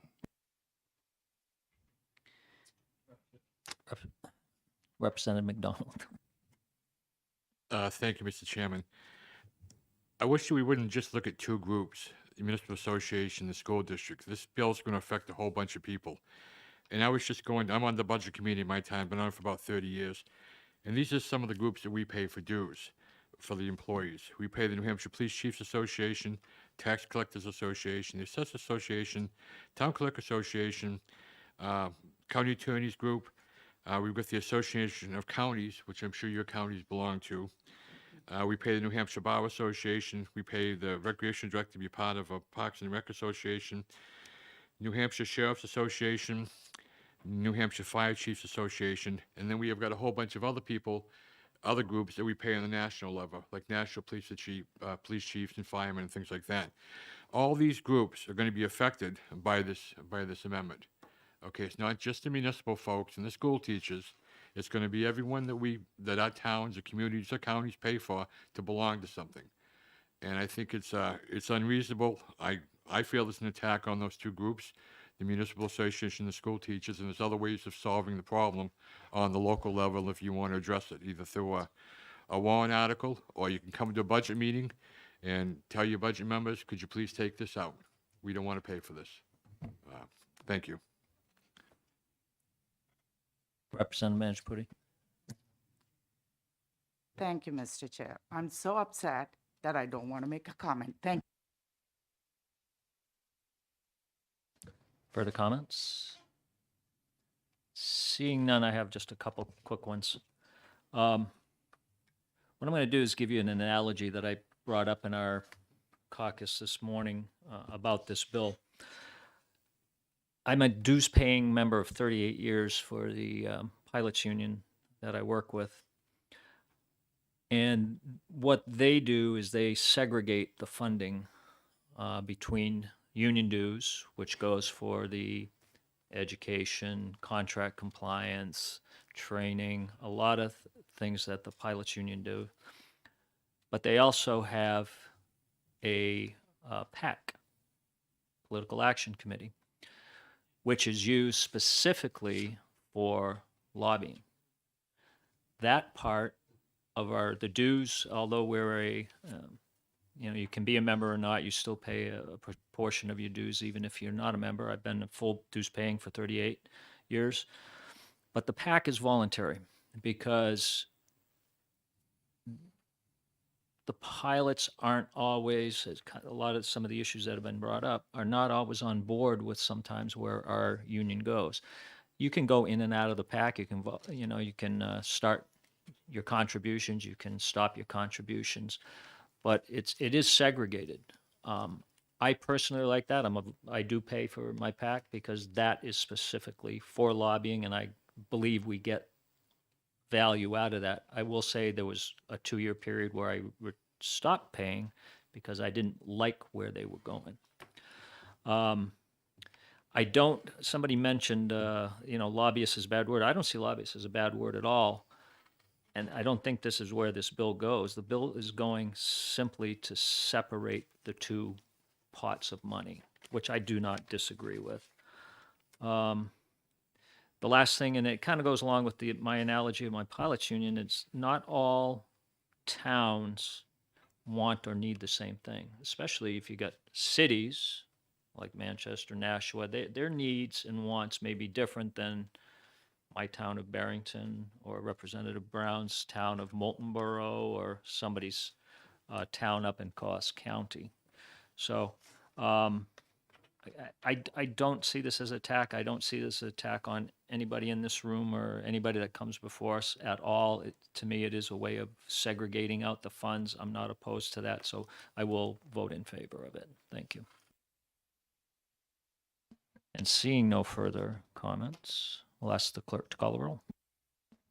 Okay, HB 51, and it's adopting amendment number 399H. Vice Chairman Power, Yes. Representative Guthrie. Clerk votes no. Representative Lasalas, No. Representative Yokela. Yokela, I'm sorry, it's been a long day, my friend. Yes. Yes, okay. Representative Kelly. Yes. Representative Elwood. Yes. Representative Brown. Yes. Representative Cahill. No. Representative Stavis. No. Representative Tatro. No. Representative Trey Levin. Mr. Clerk, I'm sorry. Could you tell me what I'm voting on right now? It's been a long day. HB 51. is OTP? Adopt the amendment 399H. No, thank you. You're welcome, ma'am. Representative Gilman. No. Representative Majori. No. Representative Magaputi. No. Representative Gallagher. No. Representative Hicks. No. Representative Run. No. Representative Priest. No. And Mr. Chairman. Yes. Motion fails 6-14. Thank you. Do I have another motion? Representative Majori? Yes, Mr. Chair, thank you. I move ITL on House Bill 51. Do we have a second on that? Representative Priest?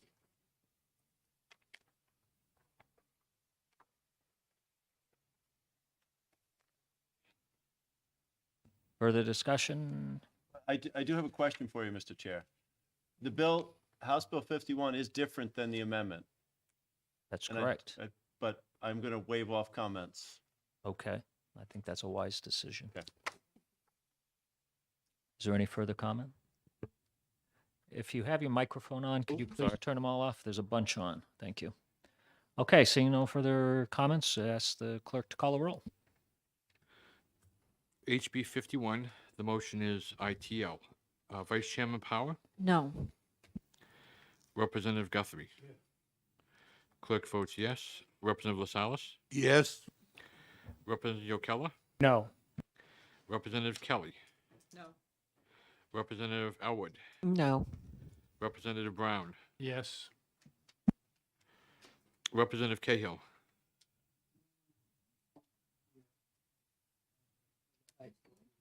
Could you turn on your mic, Representative Cahill? I didn't hear you. Yes.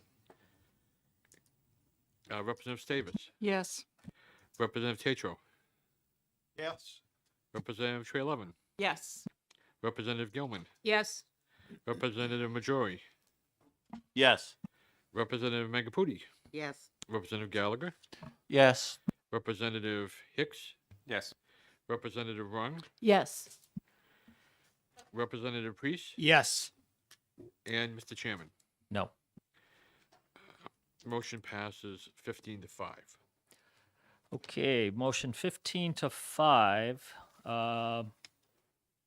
Is there anybody on the minority side who would like to do is there any opposition to going on to the consent calendar? Yes.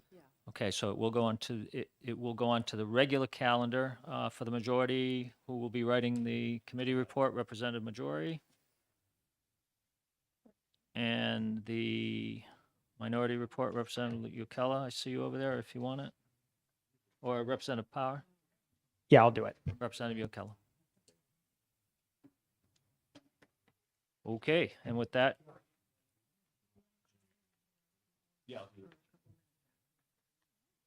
It was done. I love spending the day with you. so we'll close the hearing on HB 51. So, before everybody goes somewhere. Where's my notes?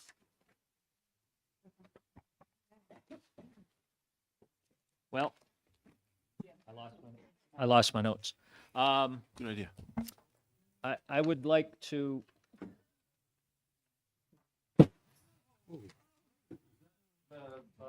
Air purifier thing.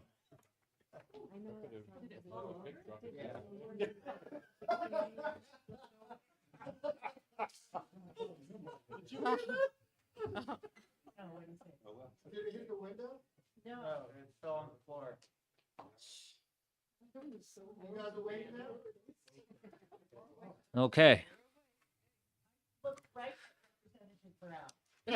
Go to it.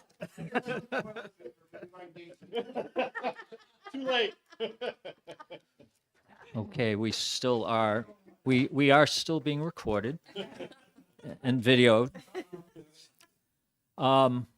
So with that today, believe it or not, we had public hearings and exact 49 bills, and as of today, we, believe it or not, are completed, which is, to me, well done. I would also like to say I was very suspicious on doing 18 bills today. We were able to get 18 bills exact, which is very, very good. I would expect next week, we have 2 days of sessions, House sessions. I would expect to see some of our bills from last week that we exec on at least one of the 2 days. I'm not sure which day that'll be. Once that is published, that'll be published tomorrow night. What we'll need to do is get together on the bills where we have floor debates, Representative Stavis and I, and we'll need to get together and just figure out who will be doing the floor debating on that, and we will get that organized. Other than that, we have a number of retained bills. I will get those together and get a list out so we all know which ones are actually retained. And other than that, that's all I have, I think. Representative Trelevin? Thank you, Mr. Chair. My question is in regard to the retained bills. I know we talked earlier about having a deadline. When will we get started? Will you let us know about doing that? Yeah, absolutely. That's why I timeline? said after Okay. today, I want to get the list of them together and Great. then go from there. Yeah, I talked with the clerk, and there is a date in the fall that we have to have a disposition on them, and then they will go to the floor first thing next year. Great, thanks so Okay. much. Yeah. Representative Stavis? Thank you, Mr. Chair. I'd once again like to commend all of my committee mates on municipal and county government for an extraordinary exec session of 18 bills, and also especially the chair and the vice chair for the way they have organized everything and just are a delight to work with. And so I'd like to just give a shout out to everyone. Thank you. Thank you. All right, any further comments? Representative Priest? I would also like to commend the chair and vice chair for the way they conducted the meetings and their expediency. So, Thanks. Representative Minishpudi? Thank you, Mr. Chair. I hate to be the naysayer, but I feel very offended for not being recognized. It's almost like it's gotten to me that this will be the last time I'll be in this committee, because it's somehow I feel singled out by you. Every time I raise my hand, look the other way, and I'm always the last person to be recognized. And it's really very personal to me. And I've been invisible. And I'm sorry to say that, but it's really affected. I had a health issue. I put aside that, came today to be part, because I know that's my duty to my constituents. And sorry, but I needed to express that. At the cost of my health, I'm here today, and I'm sorry I was treated that badly. Well, thank you for the comment, Representative. As you have seen throughout the year, I have a method of who is called and when is called. I alternate. You'll see me all the time. I alternate my head to the right and the left. The individuals who have spoken once, I allow others to speak before somebody speaks twice. I think I've been extremely fair in how I allocate those who speak. I also have mentioned before at previous meetings that I prefer at times to have, if I see somebody who doesn't speak frequently, I would like to hear them speak. And I always do, I prefer to have them speak first. And then I always get to everybody at some point. So I don't think there's certainly any intent to exclude anybody. Everybody has spoken has been allowed to speak, so.